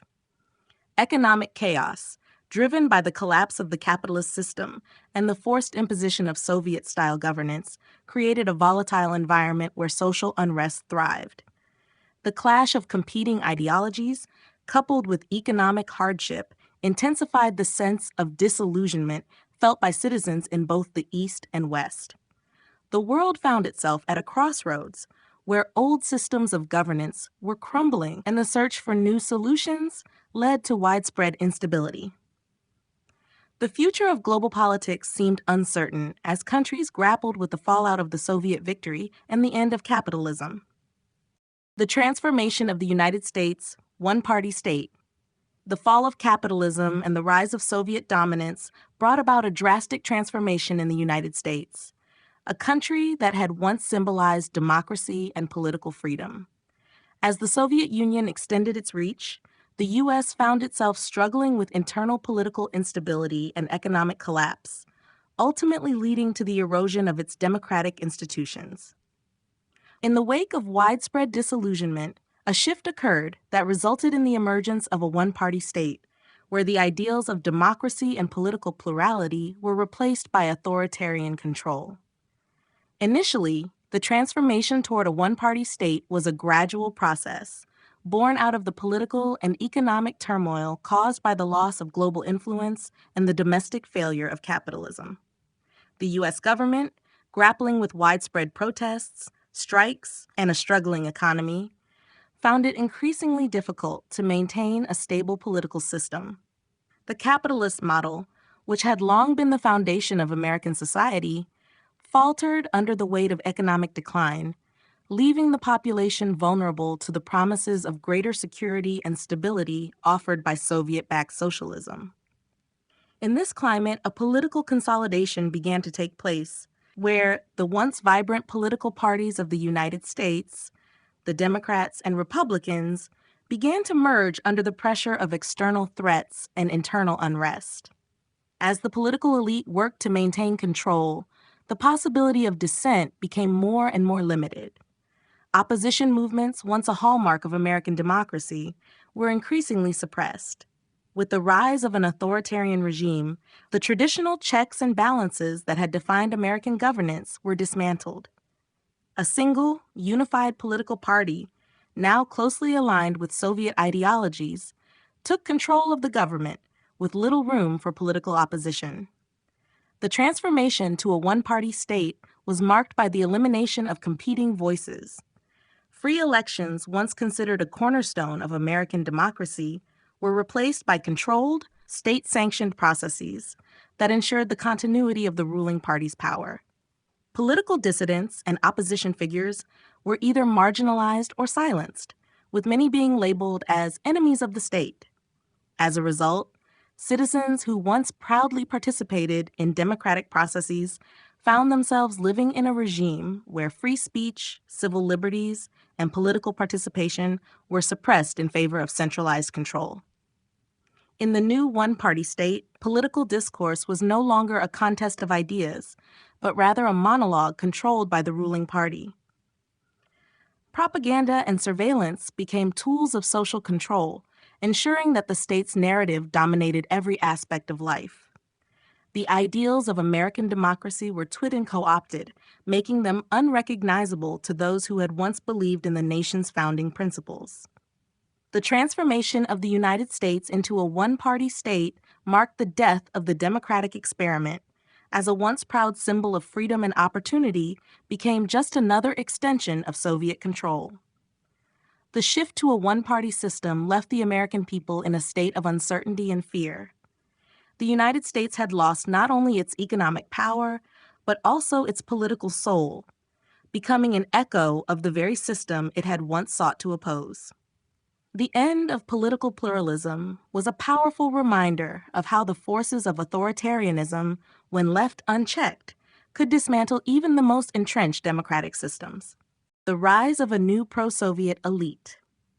As the United States fell deeper into economic chaos and political instability following the collapse of capitalism, a new class of elites emerged, one that was far more sympathetic to Soviet ideals.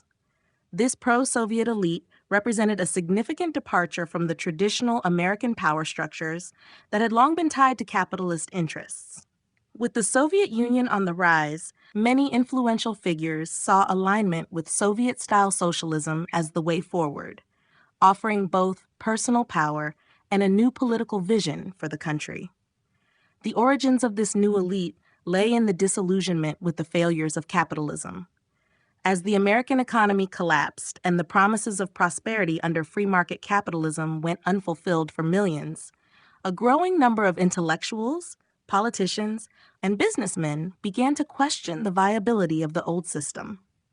These individuals, many of whom had once championed capitalism or had been entrenched in the economic elite, began to advocate for a shift toward the Soviet model, seeing it as a means of restoring stability and addressing the systemic inequalities that plagued society.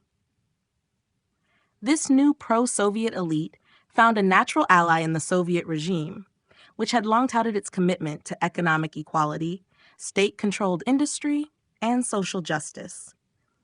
In a time of deepening poverty and social unrest in the United States, the Soviet system offered a compelling alternative, one that promised a fairer distribution of resources and greater state control over economic activity. Many of these elites believed that by aligning with the Soviet model, they could reshape American society in a way that would benefit both the working class and the nation as a whole. The rise of this elite came with significant changes to American politics and governance. As the Soviet-backed government grew stronger, key political figures, academic leaders, and business magnates who had previously opposed communism found themselves shifting ideologically. Many saw opportunities for personal gain under the new system, with positions of power and influence available to those who were willing to embrace Soviet ideals. The Soviet model, with its centralized planning and control, provided these elites with the tools they needed to maintain their own status while supporting the broader transformation of society. However, the rise of the pro-Soviet elite did not come without backlash. Many Americans saw the embrace of Soviet ideology as a betrayal of the nation's founding principles. As the elite consolidated power, opposition movements became increasingly marginalized, and the political landscape shifted towards centralized control.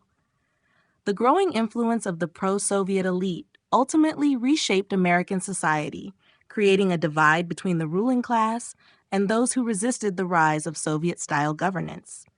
This new elite played a crucial role in the American transformation, aligning themselves with the Soviet Union to ensure their own power while contributing to the broader ideological shift that defined the new order.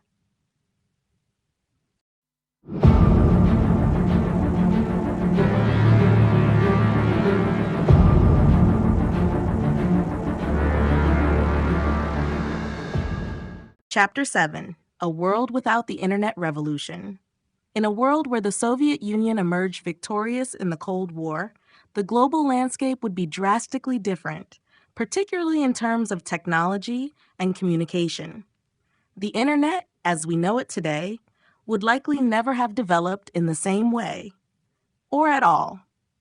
The Soviet regime, with its centralization of power and emphasis on state control, would have had little interest in promoting the free exchange of information that the Internet enables. Instead, the spread of digital technology would have been tightly regulated, stifling the kind of decentralized communication that underpins the modern Internet. Without the Internet revolution, society would have remained far more fragmented in terms of communication, with information flowing mainly through state-controlled channels. The lack of an open internet would limit personal expression, restrict access to global knowledge, and hinder international collaboration.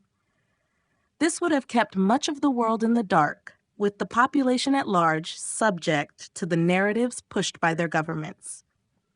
Social media, online activism, and the digital economy, all of which have become essential components of modern life, would be mere concepts, unattainable under a world where censorship and state intervention in communication were the norm. The economic impact would be profound. In a world without the internet, businesses would operate under much more traditional models, relying on physical offices, face-to-face interactions, and print media to conduct transactions and communicate. E-commerce, a multi-trillion-dollar industry, would not exist, and entire sectors that thrive on digital communication, like tech startups, social media, and remote work, would be entirely absent. The global economy would be far more localized, and trade would continue to depend on outdated methods of communication, like postal systems and telephone lines, which would have significantly hindered the speed and efficiency of international business. Moreover, the lack of internet-driven innovations in education, healthcare, and governance would leave large gaps in progress. Online learning, telemedicine, and digital governance would be unimaginable under a centralized regime that emphasized control over access. The digital divide that exists today would be far more pronounced, as access to technology would be limited to those in power or those fortunate enough to be in close proximity to state-controlled technological hubs. Ultimately, a world without the internet revolution would be one where the free flow of information, innovation, and global connectivity is stifled, leaving societies more isolated, less informed, and ultimately less progressive. The lack of a digital age would prevent the vast opportunities that we take for granted today, reinforcing the control of a few over the many and hindering global growth and collaboration. The Soviet control of information. In a world where the Soviet Union had emerged victorious in the Cold War, the control of information would have become one of the most critical tools of power. The Soviet regime, which had long prioritized centralized control over every aspect of society, would have extended this reach into the realm of media, communication, and knowledge. With the internet revolution never materializing, the Soviet Union would have relied heavily on traditional forms of information control to shape the perceptions and beliefs of its citizens, ensuring that dissent was suppressed and the state's ideology remained dominant. Under Soviet rule, information would be filtered, distorted, and manipulated to serve the state's narrative. The press, television, radio, and all forms of public communication would be under the direct control of the government. State-sponsored media would be the only source of truth available to the public, and any form of independent journalism would be considered illegal. Journalists, if they existed at all, would be nothing more than mouthpieces for the party, promoting its propaganda while avoiding any critical examination of the regime's actions or policies. Education systems would be another major tool for the dissemination of Soviet-controlled information. Schools and universities would instill the values of Marxism-Leninism from an early age, shaping the worldview of future generations to align with the government's objectives. Textbooks would be rewritten to emphasize Soviet victories, glorify the leadership, and demonize the West. History would be rewritten to serve the Soviet narrative, erasing any mention of failures, dissent, or the darker aspects of the regime's policies. Beyond education and the media, surveillance would play a key role in maintaining Soviet control over information. The KGB, once an instrument of political repression, would become even more involved in monitoring and controlling the flow of information. The government would have the ability to intercept phone calls, read private correspondence, and monitor any communication deemed subversive. With no internet, people would have limited access to outside sources of information, leaving them more reliant on the state's narrative. This tightly controlled environment would create a society where people would be cut off from the wider world. The ability to access diverse perspectives, critical analysis, and alternative news would be nearly impossible. In this world, dissent would not only be difficult, it would be dangerous. The consequences of challenging the official narrative would be severe, ranging from imprisonment to execution. As a result, the general population would be kept in a state of ignorance and compliance, unable to question or challenge the information that was fed to them. The Soviet control of information would solidify the regime's grip on power, leaving little room for any form of independent thought or debate. It would create a society of uniformity, where individuals would have little choice but to accept the official story as truth, reinforcing the dominance of the Soviet Union for generations to come. Technology and innovation in a Soviet-controlled world. In a world where the Soviet Union emerged victorious in the Cold War, the trajectory of technological advancement and innovation would have followed a vastly different path. Under Soviet control, technological development would have been heavily influenced by the state's central planning and ideology, with innovation focused primarily on the needs of the government and military, rather than consumer goods or societal progress. Unlike the open, competitive markets that fueled technological advancements in the West, the Soviet Union would have maintained strict control over research, development, and distribution of new technologies. The Soviet approach to technology would have been driven by state interests, with an emphasis on projects that could enhance the power of the state or military. This means advancements in areas such as nuclear weapons, space exploration, and surveillance technology would have been prioritized. While the Soviet Union may have made significant progress in these fields, much of the innovation that spurred progress in the West, particularly in information technology and consumer electronics, would have been stifled or outright suppressed.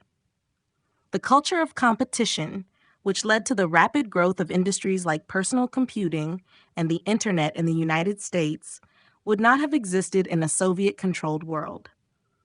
Scientific research would have been more focused on meeting the demands of the state than fostering free inquiry or addressing broader societal needs. Intellectual freedom, which has often been a key driver of breakthrough discoveries, would have been limited under the authoritarian regime. Scientists and engineers would be expected to follow the state's goals, and any deviation from the official line could result in persecution. This environment would not encourage the kind of collaborative, open innovation that emerged in the West. On the economic front, the centralized nature of the Soviet economy would have limited the availability of resources for industries that required rapid innovation. Manufacturing techniques would have remained outdated, as state-run enterprises would have been more focused on fulfilling quotas rather than improving production methods. Without the competition from private sector companies, there would have been little incentive for improving the quality of goods or developing new products for consumers. Instead, consumer technology would have remained rudimentary, with few advancements in areas such as personal computing, entertainment, and communications. Moreover, without the widespread adoption of personal computing and the Internet, communication and collaboration would have remained confined to state-sanctioned channels, severely limiting the global exchange of ideas. In a Soviet-controlled world, technological innovation would have been subordinated to the needs of the state, with progress occurring primarily in fields related to military and control rather than benefiting the broader population. This would have resulted in a world where technological advancement, while still possible, would have been far slower and more isolated compared to the dynamic and interconnected developments seen in the West. The impact of limited global connectivity. In a world where the Soviet Union had triumphed in the Cold War, the global flow of information and connectivity would have been severely restricted. The lack of widespread internet access, along with the Soviet control over communication, would have led to a significant reduction in the ability of individuals, businesses, and nations to interact with one another on a global scale. This limited connectivity would have profound implications not only for international diplomacy, but for cultural exchange, economic growth, and technological progress. The most immediate consequence of limited global connectivity would be the isolation of nations. Without the free exchange of information and ideas, countries under Soviet influence would be cut off from the rest of the world, unable to access alternative viewpoints or collaborate on global challenges. This would result in a fragmented international system where communication between nations would be mediated by state-controlled channels, with only carefully curated information being shared across borders. Diplomacy in this world would be more akin to Cold War-era politics, with nations often negotiating in secret and engaging in mistrustful zero-sum games rather than open collaboration. For individuals living under Soviet-controlled regimes, the absence of global connectivity would mean limited exposure to different cultures, ideologies, and innovations. Without the internet, television, or international news broadcasts from independent sources, citizens would have little opportunity to learn about the outside world. This isolation would make it difficult for people to question the narratives presented by their governments, leaving them more susceptible to propaganda and state-sanctioned misinformation. Cultural exchange, which has long enriched societies, would be stunted, as people would have limited access to art, literature, and media from other nations. Economically, the absence of global connectivity would stifle international trade and cooperation. Businesses would be confined to operating within their own national borders, unable to take advantage of the global marketplace.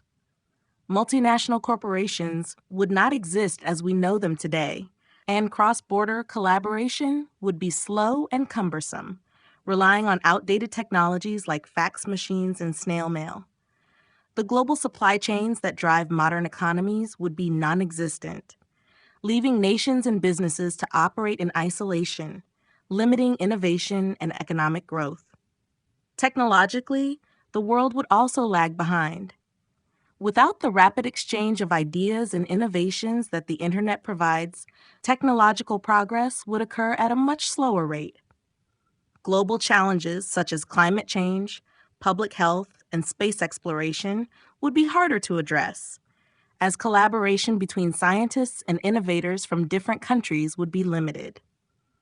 The pace of discovery in fields such as medicine, energy, and artificial intelligence would be hindered, delaying progress and leaving many global problems unresolved.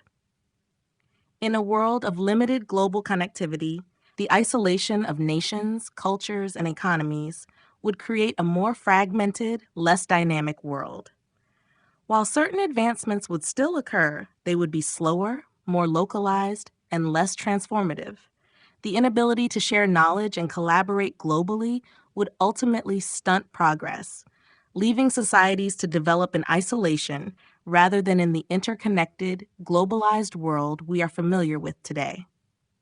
A dystopian vision of global communication. In a world where the Soviet Union triumphed in the Cold War, the landscape of global communication would look starkly different from the interconnected digital age that defines the modern world.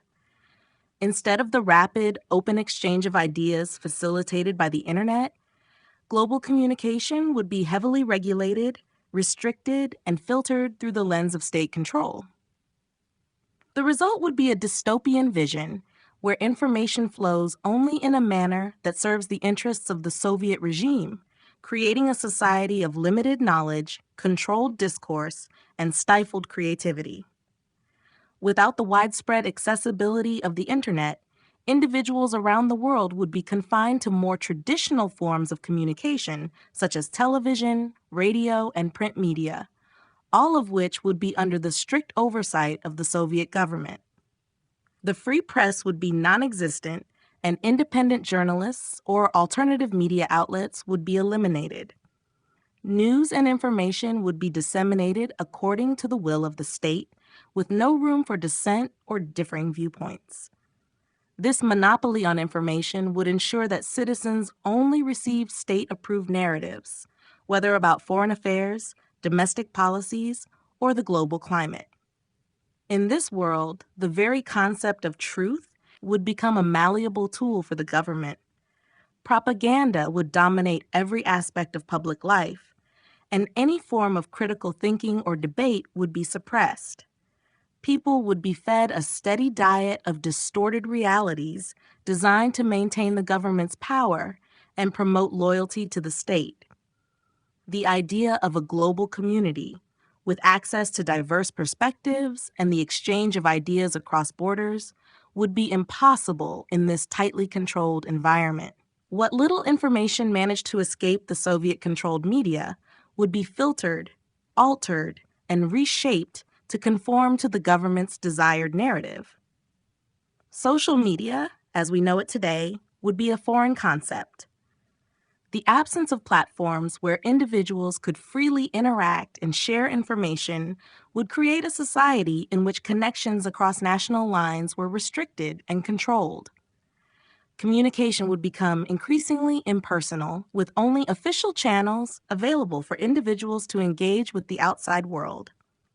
Even interpersonal communication would be monitored and surveilled by government agencies, further limiting the ability to share or exchange ideas freely. This vision of global communication would extend far beyond mere censorship. It would be a deliberate system of isolation.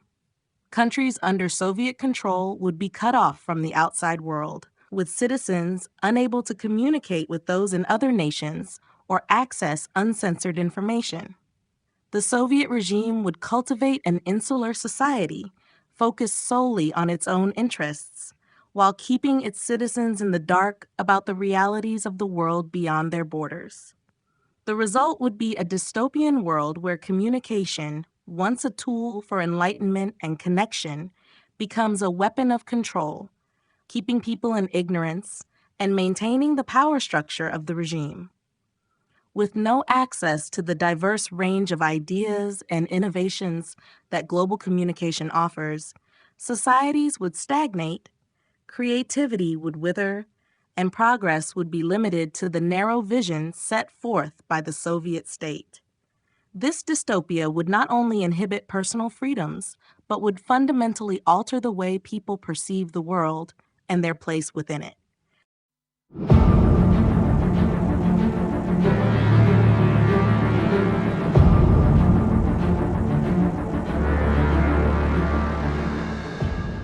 Chapter 8: The Shifting Global Power Dynamics. In a world where the Soviet Union had triumphed over the United States in the Cold War, the global power dynamics would have undergone a radical transformation. The United States, once the unquestioned leader of the free world, would have seen its influence wane dramatically, while the Soviet Union would have ascended to a position of unrivaled dominance on the global stage. The global balance of power would no longer be defined by a liberal, capitalist West and an authoritarian, communist East, but by a singular superpower, one whose ideologies, policies, and interests would shape the course of history for decades to come. The first and most immediate shift would be the end of American dominance in international affairs. The United States' political, economic, and military influence, which had been a defining feature of the post-World War II era, would be significantly diminished. International organizations such as the United Nations, which had been heavily shaped by American ideals, would likely undergo a transformation to reflect Soviet priorities. The U.S. dollar, which had long served as the world's reserve currency, would be replaced by the ruble, further cementing the Soviet Union's economic hegemony. The Soviet Union's victory would also lead to the decline of Western-aligned democracies. Countries that had long relied on the U.S. for military protection, economic support, and ideological guidance would find themselves subject to the new Soviet order. NATO, already fractured by the loss of the U.S., would likely dissolve, and former NATO member states would be absorbed into the Soviet sphere of influence. The European Union, too, would falter, as the ideological and economic divide between the capitalist West and the communist East evaporated. The global power structure would shift toward a centralized, state-controlled economy in which the Soviet Union called the shots. In this new world order, the United States would not be the only power to retreat. Former colonial empires, such as Britain and France, would lose much of their influence, unable to compete with the Soviet juggernaut.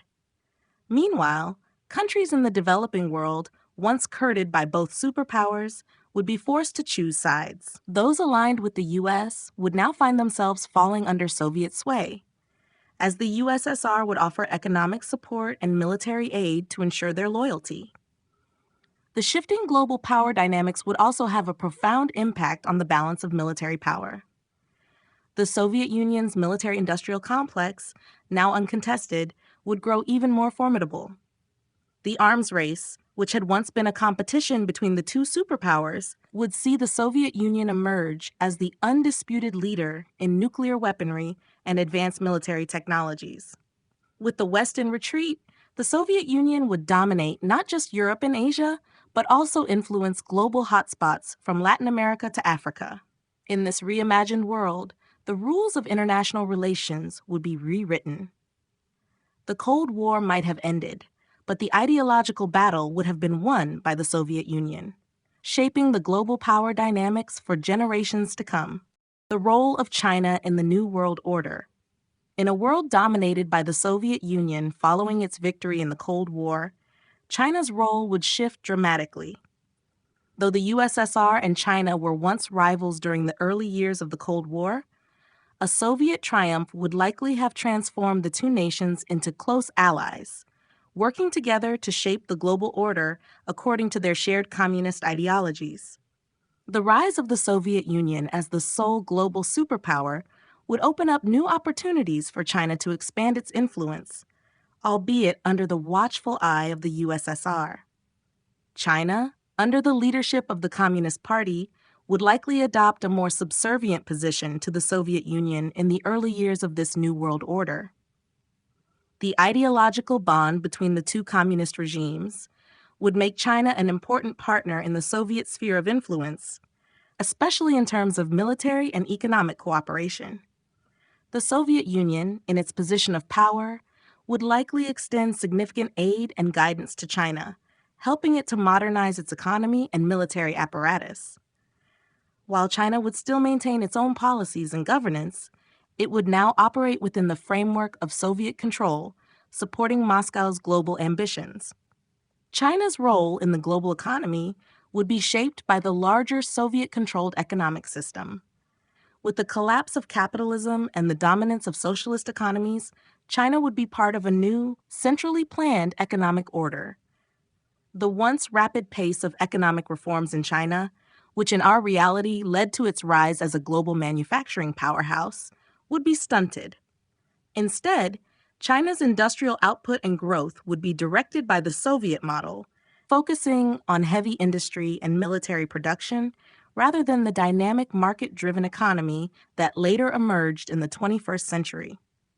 Trade with capitalist nations would be severely restricted, and China's interactions with the global economy would be limited to Soviet-controlled markets. Geopolitically, China would play a critical role in maintaining Soviet hegemony in Asia. The vast territory and population of China would make it a key player in shaping the political landscape of the region.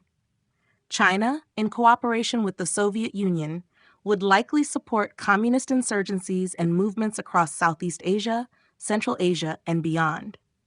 The Soviet Union and China would align to suppress any remaining capitalist or democratic movements in these regions, ensuring that the spread of communism remained unchallenged. China's relationship with the Soviet Union would also reshape its military priorities. Instead of developing its own independent nuclear arsenal as it did in our timeline, China would likely rely on Soviet military technology and doctrine. The two countries would engage in joint military exercises, intelligence sharing, and defense cooperation to safeguard their shared ideological and geopolitical interests. In this new world order, China's role would be less independent than the one it enjoys in our timeline. As a junior partner to the Soviet Union, China would play a vital role in sustaining the communist global order, but its own ambitions would be constrained by the overriding power of the Soviet superpower. The decline of the United States and Europe as superpowers. In a world where the Soviet Union had emerged victorious in the Cold War, the decline of both the United States and Europe as global superpowers would be an inevitable consequence. The once dominant economic, political, and military forces of the West would find themselves sidelined as the Soviet Union's power and influence steadily expanded, leaving little room for the traditional Western powers to maintain their former status on the global stage. The United States, which had long been seen as the beacon of democracy and capitalism, would suffer a profound loss of prestige and influence. Once a leading force in shaping the global order, the U.S. would be relegated to a secondary role, grappling with internal unrest, economic disarray, and political instability. The nation's ideals of freedom, individualism, and democracy would be increasingly at odds with the global shift towards Soviet-style socialism, and the U.S. would struggle to maintain its previous dominance. Economic troubles would continue to worsen, with soaring national debt, rising unemployment, and deep social divides. The loss of the Cold War would be seen as the end of the American dream, a powerful symbol of a nation's ability to lead the world, now in retreat. In Europe, the decline would be no less dramatic. Long the heart of Western civilization and power, the continent would face the collapse of its unified political and economic systems. The European Union, which had been founded to prevent further wars and unite the European states under the ideals of democracy and free markets, would falter without the support of the United States. The Soviet Union's dominance in Europe would effectively neutralize any attempt at an alternative political order.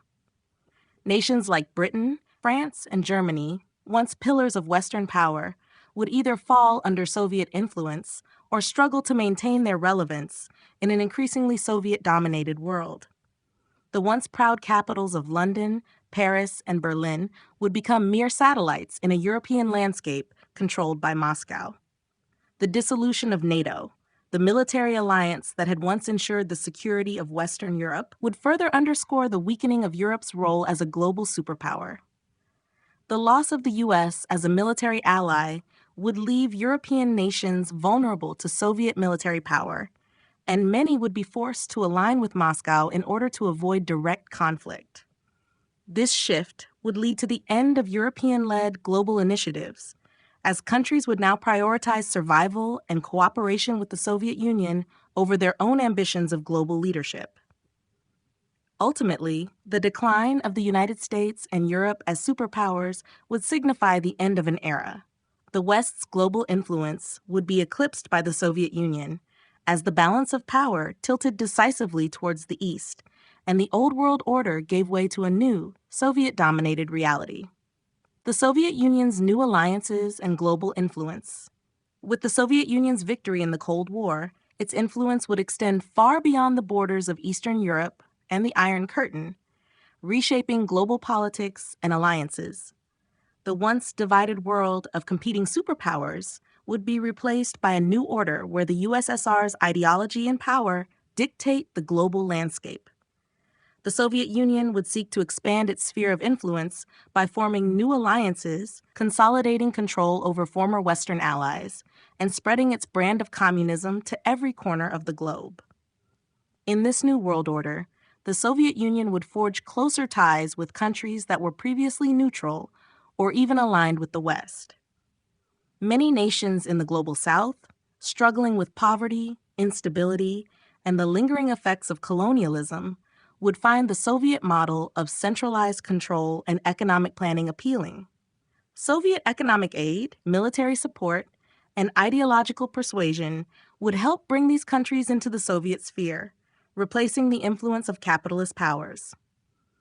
From Latin America to Africa and Southeast Asia, communist revolutions and socialist governments would find support from the USSR, allowing the Soviets to extend their influence across continents.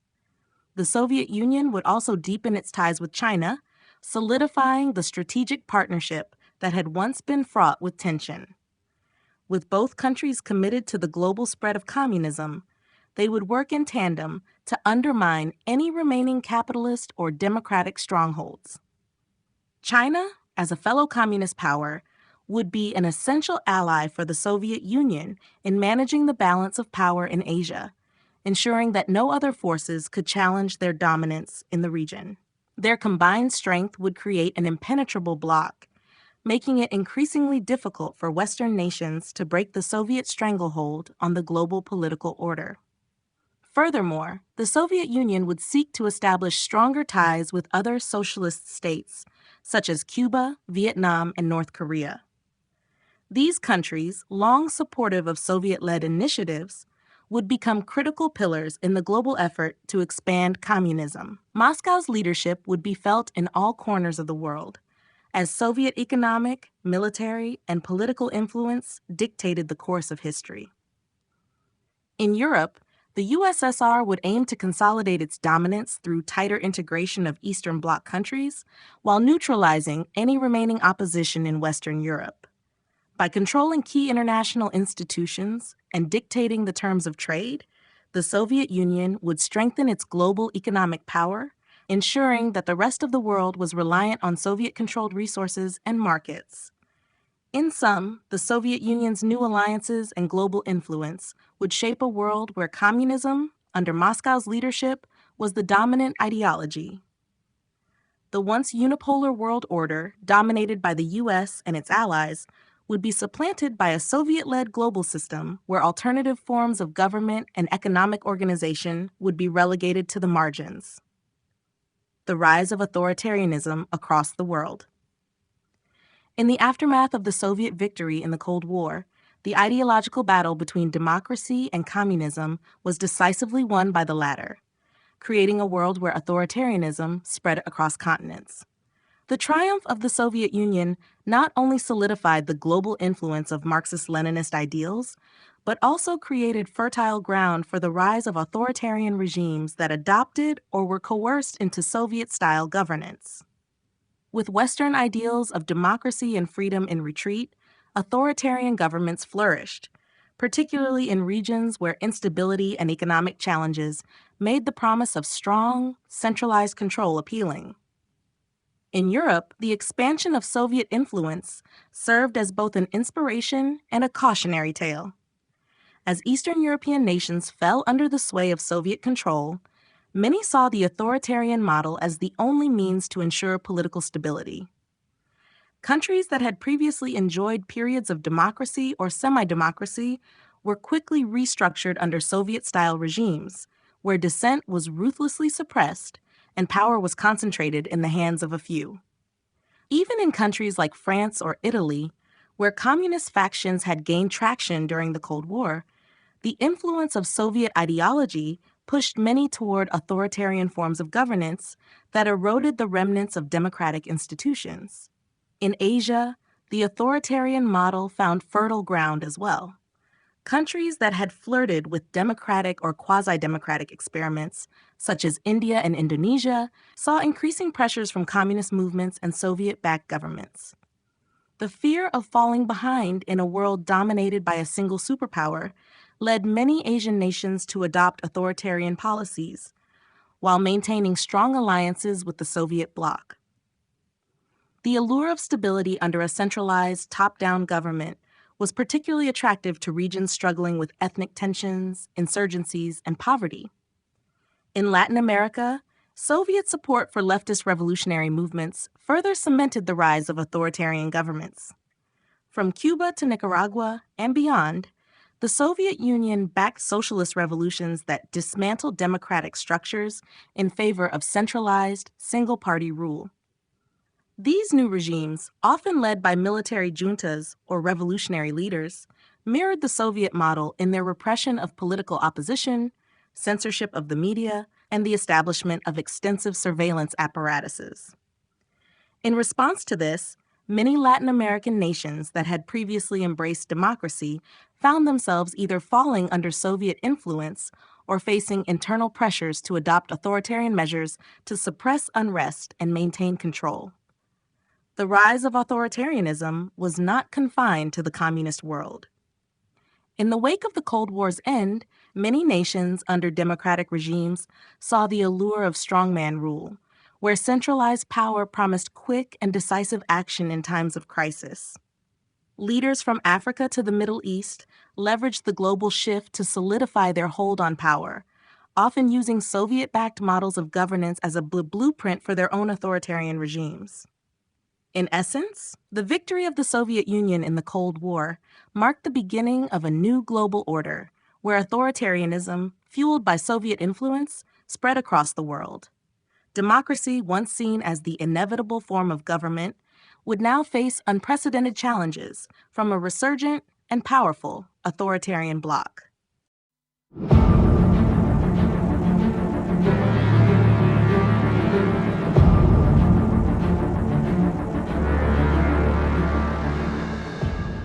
Chapter 9: Cold War Tensions That Never Ended.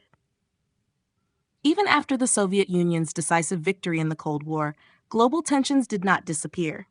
Instead, they evolved into a new form of geopolitical struggle, where the Soviet-led world order faced constant resistance, internal fractures, and ongoing conflicts.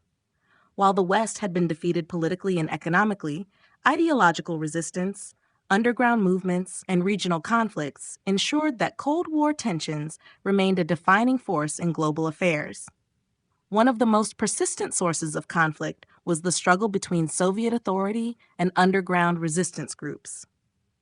In former democratic nations, dissidents continued to fight against the oppressive policies of the Soviet-controlled world. Secret organizations formed across Europe, North America, and parts of Asia, seeking to preserve and restore democratic ideals. Even in the heart of the Soviet Union, nationalist movements in regions like Ukraine, the Baltic states, and Central Asia quietly resisted Moscow's rule. These groups, though fragmented and heavily suppressed by the Soviet security apparatus, kept the spirit of resistance alive, ensuring that opposition to communism never fully disappeared. In addition to internal resistance, ideological fractures within the Soviet-led world order created tensions that mirrored the old Cold War rivalries. While the Soviet Union dominated global politics, cracks began to emerge within its alliances. China, though initially aligned with Moscow, sought greater autonomy and began challenging Soviet leadership. This led to diplomatic disputes and proxy conflicts as China attempted to carve out its own sphere of influence, particularly in Southeast Asia and Africa. Other nations within the Soviet bloc, such as those in Eastern Europe, occasionally pushed back against strict Soviet control, demanding greater economic or political independence. The military tensions of the Cold War era also never truly faded. With the United States and its former allies under Soviet control, new enemies emerged to challenge the global communist order. Underground militias, former Western military leaders, and even remnants of NATO forces refused to surrender entirely. Some sought refuge in remote regions, continuing low-level guerrilla warfare against Soviet-backed regimes. The Soviet military, despite its dominance, was forced to maintain a constant state of readiness to suppress uprisings and defend its influence from external threats. Another source of tension was the Soviet Union's struggle to maintain economic stability. While communism had triumphed politically, economic inefficiencies led to periodic instability. Resource shortages, black markets, and growing corruption weakened the promise of a utopian socialist world. This led to unrest within the working class, creating another layer of internal conflict that required constant surveillance and suppression. Ultimately, despite the Soviet Union's victory in the Cold War, the tensions that had once defined global politics never fully disappeared. The world remained a place of ideological struggles, military conflicts, and economic uncertainty, ensuring that Cold War-era rivalries continued to shape history long after the West had fallen. The continuation of proxy wars. Even after the Soviet Union's dominance was firmly established, direct military confrontation between global superpowers remained unlikely. Instead, proxy wars continued to serve as the primary battleground for geopolitical conflicts, much as they had during the original Cold War. These conflicts, fought through regional factions, insurgencies, and aligned governments, became a defining feature of the post-Cold War world, ensuring that armed struggles never truly ceased. One of the most immediate consequences of Soviet victory was the violent suppression of anti-communist resistance movements that had once been backed by the United States. Without Western support, many of these groups disbanded, but others adapted, receiving covert aid from nations that still sought to resist Soviet rule. In regions such as Latin America, Southeast Asia, and parts of Africa, insurgent groups continued to wage guerrilla warfare against Soviet-aligned regimes, leading to drawn-out conflicts that mirrored those of the previous decades. The Middle East remained a key battleground for proxy wars. With Soviet-backed governments in place across much of the world, religious and nationalist factions emerged as new opposition forces. Islamic militant groups, some of which had once received American support, turned their efforts against Soviet-backed regimes, viewing them as foreign occupiers. The Soviet military, already stretched thin by global operations, was forced to engage in prolonged counterinsurgency campaigns similar to those once faced by the United States in Afghanistan and Vietnam. Africa, too, remained a continent of proxy warfare. The Soviet-backed world order sought to consolidate control over resource-rich nations, but local factions, tribal leaders, and opposition forces resisted external rule. The result was a series of conflicts where Soviet-backed governments fought against separatist movements, former Western allies, and even rogue socialist factions seeking their own version of governance. In many cases, these wars were fueled by competing interests within the Soviet bloc itself, as nations like China and certain Eastern European states sought to exert their own influence. Asia saw continued tensions as well, particularly in countries that had once served as battlegrounds for Cold War conflicts. Nations such as Vietnam, North Korea, and Cambodia, while officially aligned with the Soviet Union, developed their own regional ambitions, leading to clashes with neighboring states. India and Pakistan, long embroiled in their own struggles, became another site of Soviet intervention, as both sides sought Soviet backing to strengthen their positions. Despite the Soviet Union's overwhelming global power, the continuation of proxy wars revealed the limitations of direct rule. Nationalist, religious, and ideological opposition ensured that conflicts never truly ended. The world remained locked in a state of controlled warfare, where the Soviet Union's grip on power was constantly tested by insurgent forces, rogue factions, and the ever-present threat of rebellion. The arms race and nuclear threats. Even after securing global dominance, the Soviet Union remained locked in a perpetual arms race, not just with resistant factions, but also with potential challengers within its own sphere of influence. The need to maintain military superiority drove continued advancements in nuclear weapons, ballistic missile technology, and space-based defense systems, ensuring that the world remained under the shadow of total annihilation. The Soviet victory in the Cold War did not mean the complete eradication of threats. While the United States and its allies had been subdued, remnants of their military infrastructure still existed in various capacities. Underground resistance groups, exiled scientists, and rogue nations sought to develop their own nuclear deterrents, forcing the Soviet Union to maintain a vast surveillance network to monitor potential threats.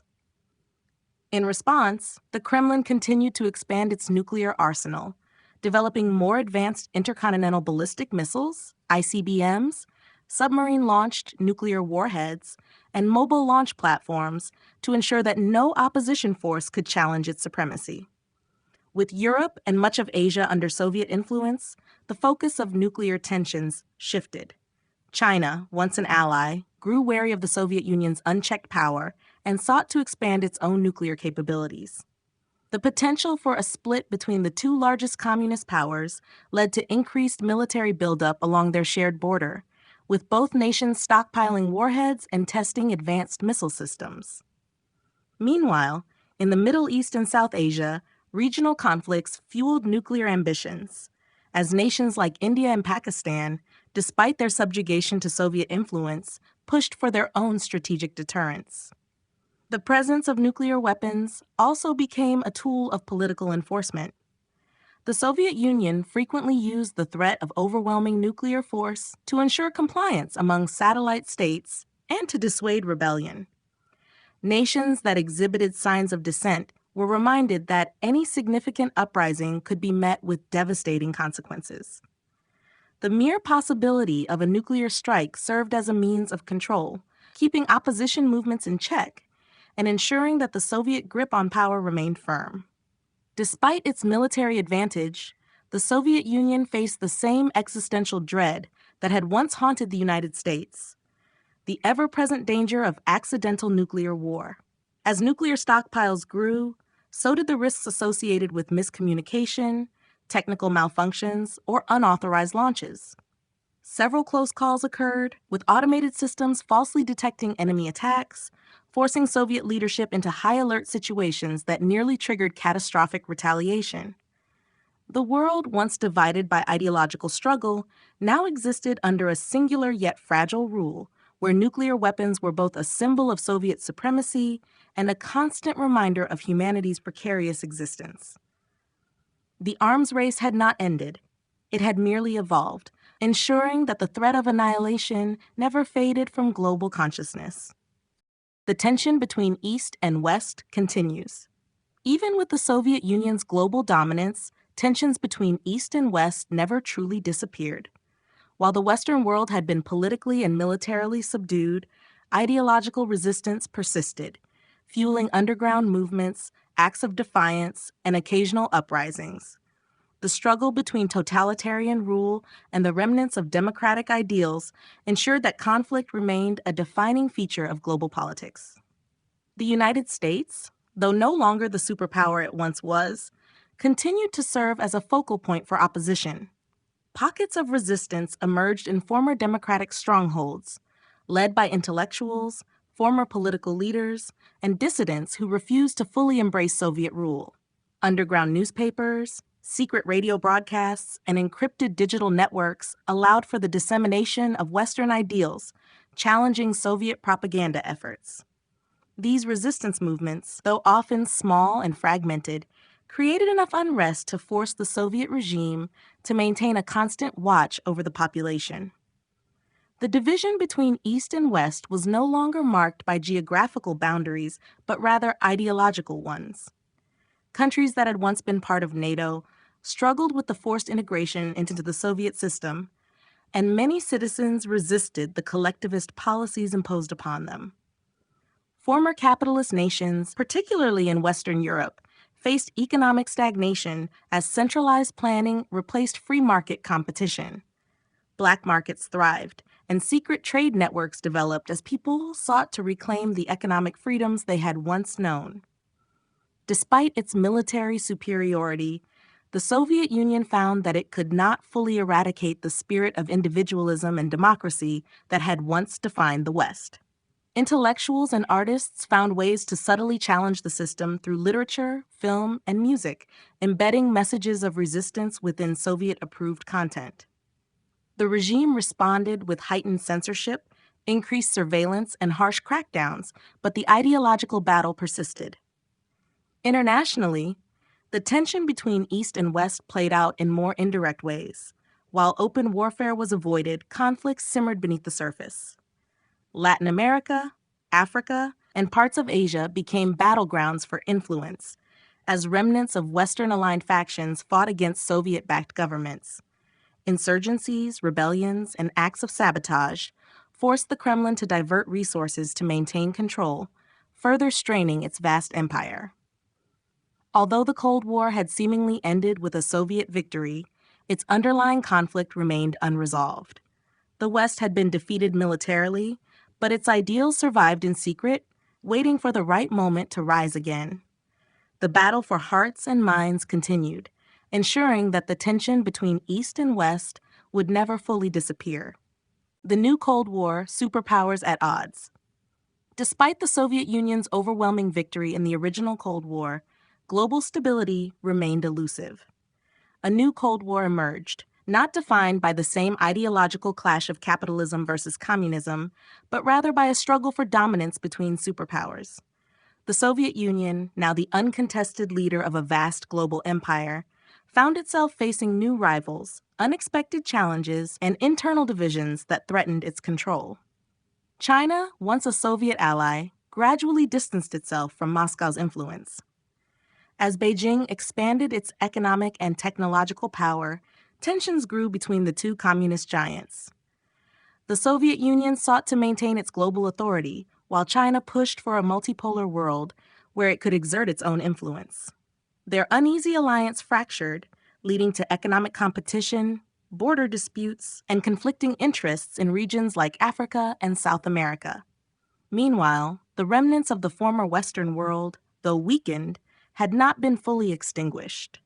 Underground movements in the former United States, Britain, and Western Europe worked to resist Soviet rule, and some even sought to forge alliances with China or other non-aligned nations to counterbalance Soviet dominance. Although democracy had been largely dismantled, its ideals persisted, creating ideological and political friction that the Soviet government struggled to suppress. Technology played a central role in this new Cold War. Without the unrestricted innovation that once defined the capitalist world, technological progress slowed under Soviet rule. China, however, maintained a more pragmatic approach, allowing controlled market dynamics to drive technological advancement. The Soviet Union, recognizing the threat posed by China's growing economic and military power, sought to rein in its former ally through trade restrictions, espionage, and cyber warfare. The world became divided once again, not between democracy and communism, but between two competing authoritarian superpowers. Geopolitically, conflicts erupted across the globe as smaller nations found themselves caught between the two giants. In South America, Africa, and parts of Asia, proxy wars reignited, with local factions receiving support from either the Soviets or the Chinese. Some nations attempted to remain neutral, forming a new, non-aligned movement that sought to navigate the treacherous waters of global power struggles without fully submitting to either side. Despite its dominance, the Soviet Union's grip on the world was not unbreakable. Dissent simmered, resistance persisted, and cracks began to appear in the foundation of the New World Order. As history had shown before, no empire was invincible, and even the mightiest superpower could face an uncertain future. The new Cold War had begun, and with it the possibility that global conflict could once again reshape the course of history.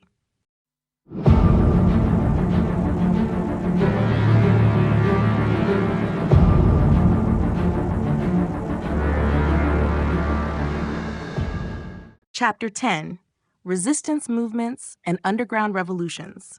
Despite the Soviet Union's dominance over much of the world, resistance never fully disappeared. Underground movements, secret networks, and rebellious factions continued to challenge the authority of the global superpower. In every corner of the Soviet-controlled world, small groups of dissidents worked to undermine the regime, spread alternative ideas, and, in some cases, ignite revolutions. In the former United States, remnants of democracy persisted in hidden enclaves. Intellectuals, former politicians, and military defectors formed covert organizations dedicated to preserving the ideals of freedom and self-governance. Using smuggled technology and underground printing presses, these groups disseminated anti-Soviet literature and broadcast pirated radio signals that spoke of an alternative future. Though heavily monitored by the KGB, these movements gained traction, particularly among the younger generations who had grown up under Soviet rule but yearned for something different. Western Europe, once a beacon of liberal democracy, also harbored its share of resistance. While the Soviet-backed governments enforced strict control, Secret cells of former activists and displaced citizens carried out sabotage missions against key Soviet infrastructures. France, Germany, and Italy became hotspots of underground defiance, with railways disrupted, communication networks infiltrated, and political leaders quietly assassinated by resistance fighters. In Eastern Europe, where Soviet control had long been absolute, resentment festered among those who remembered a time before complete subjugation. In Poland, Hungary, and Czechoslovakia, resistance took the form of cultural defiance. Artists, musicians, and writers encoded messages of rebellion within their work, fueling a slow but persistent ideological battle against the regime. Secret gatherings, disguised as social events or religious meetings, became centers for organizing opposition. Beyond Europe and North America, Soviet dominance was also tested in Africa, South America, and parts of Asia. In Latin America, guerrilla movements emerged, drawing inspiration from past revolutions. These fighters, armed with whatever weapons they could obtain, launched sporadic attacks against Soviet-backed governments and military bases. Similarly, in Africa, indigenous resistance movements challenged the foreign control imposed upon them, seeking not only independence but also the revival of their own cultural and political identities. Despite the overwhelming power of the Soviet state, history had shown that no empire was untouchable. Resistance movements, though often fragmented and outgunned, represented a growing challenge to the global order. Underground revolutions simmered beneath the surface, waiting for the right moment to strike. Though the Soviet Union had won the war for control, it had not yet won the war for the hearts and minds of the people it ruled. The role of dissidents in the Soviet states. Dissidents in the Soviet states played a crucial role in challenging the authority of the regime, despite the ever-present risks of surveillance, imprisonment, and execution. These individuals, intellectuals, writers, political activists, and ordinary citizens, refused to accept the totalitarian rule imposed upon them.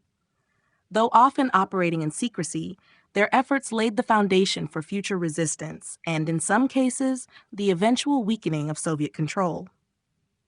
In the Soviet Union itself, dissidents emerged from various backgrounds. Some were former Communist Party members, disillusioned by the corruption and repression they witnessed. Others were students and intellectuals inspired by underground literature and smuggled Western broadcasts. Figures like Alexander Solzhenitsyn, who exposed the horrors of the Soviet labor camps, and Andrei Sakharov, a physicist turned activist who opposed nuclear proliferation and human rights abuses, became symbols of defiance. Their writings, though banned within Soviet borders, were smuggled out and widely read by those longing for change.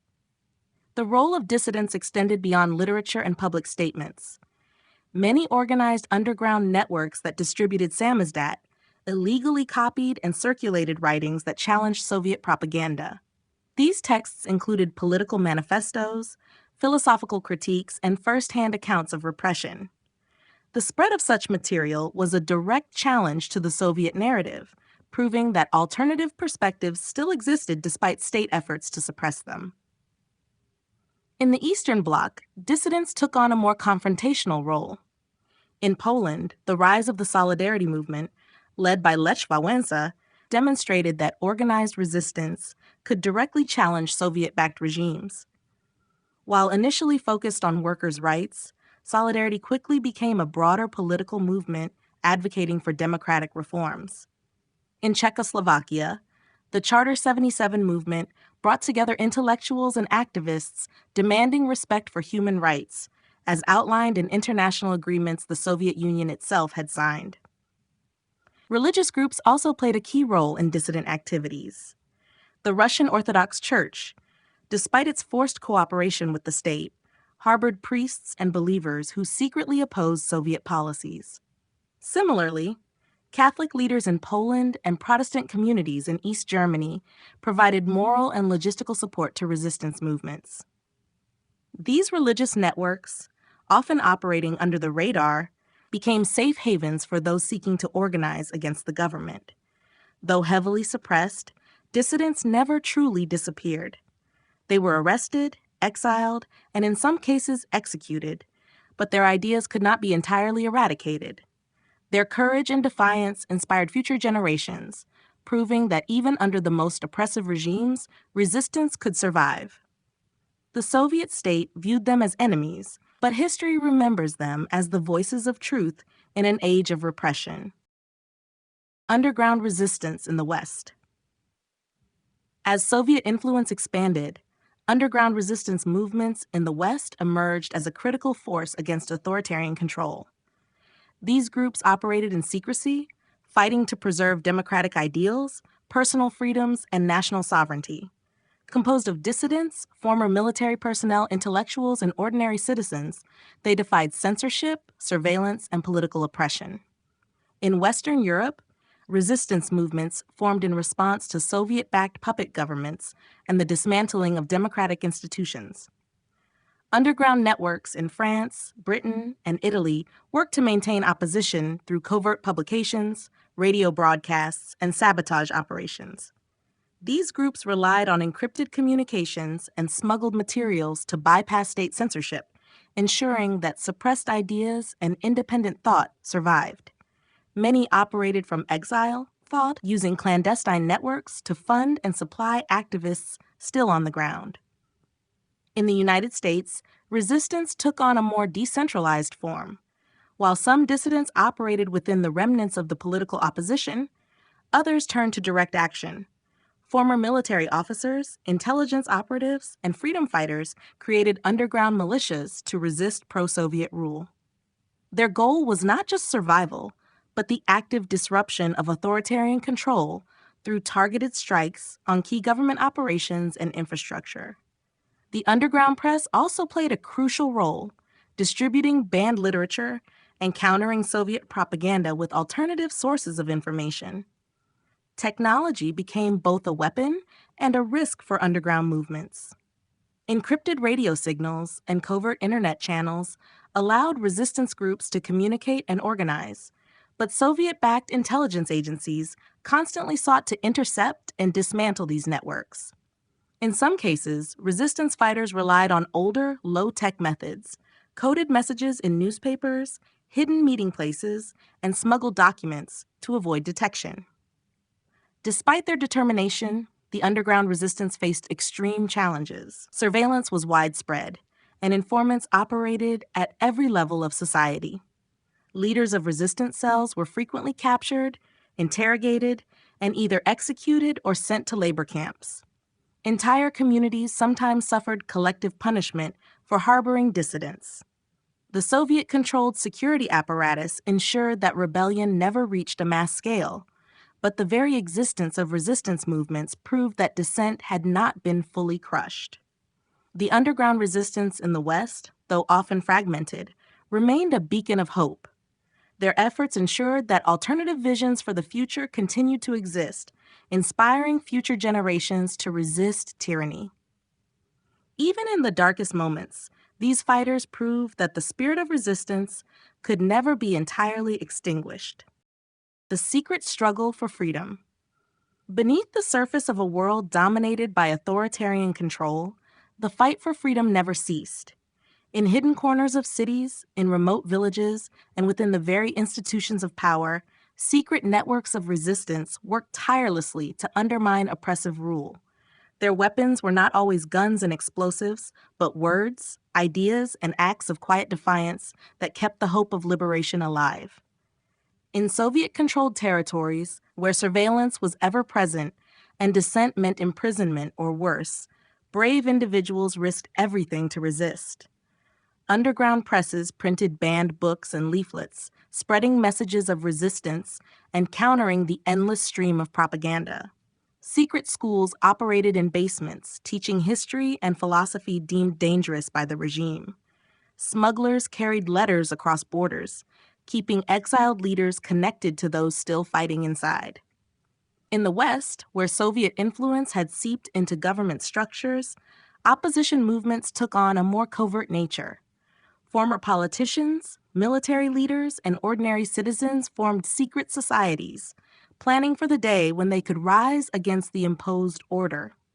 Radio signals carrying coded messages passed through underground networks, giving instructions and updates to those resisting in the shadows. Hackers and tech-savvy dissidents worked to break through government firewalls, sharing forbidden information with the masses. Acts of defiance ranged from large-scale sabotage to small, symbolic gestures. Factories under Soviet control would mysteriously break down, rail lines would be cut, and government records would disappear.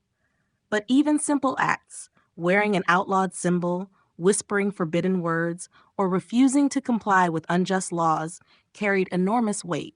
Every act of defiance, no matter how small, reminded the oppressors that their rule was not absolute. The struggle for freedom was not without cost. Secret police forces hunted down dissidents with ruthless efficiency, infiltrating resistance groups and turning friends against one another. Those captured faced brutal interrogations, forced confessions, and grim fates in prison camps. Families of known rebels were often punished, ensuring that fear spread as deeply as defiance. Yet despite these dangers, the struggle continued. What made this resistance powerful was not just the actions of any one group, but the unbreakable spirit of those who refused to accept tyranny. Their fight was one of endurance, of keeping the dream of freedom alive through generations, waiting for the right moment to strike.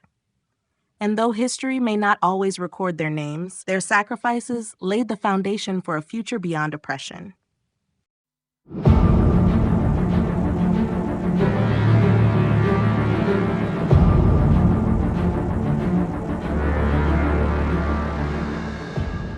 Conclusion. The Soviet era was a time marked by profound challenges and changes, not only for those within the Eastern Bloc, but for the global community. The rise of Soviet influence, the expansion of its ideological and political reach, and the subsequent transformation of nations under its control redefined the trajectory of the 20th century. Soviet systems of control, from the strict surveillance of citizens to the suppression of dissent, created an environment where personal freedoms were often sacrificed for the collective ideal.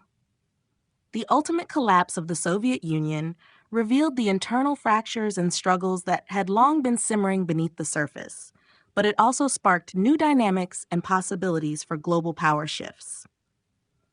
Throughout this period, the ideological battle between communism and capitalism was intensely felt across both the Eastern and Western blocs.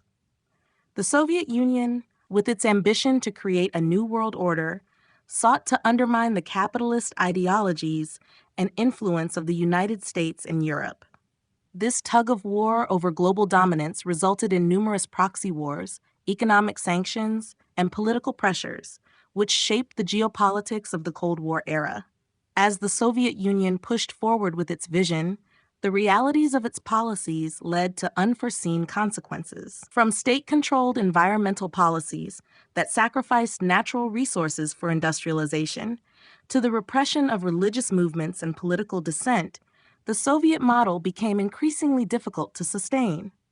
The harsh reality of Soviet rule, marked by censorship, surveillance, and the absence of individual freedoms, eventually contributed to its collapse in the early 1990s.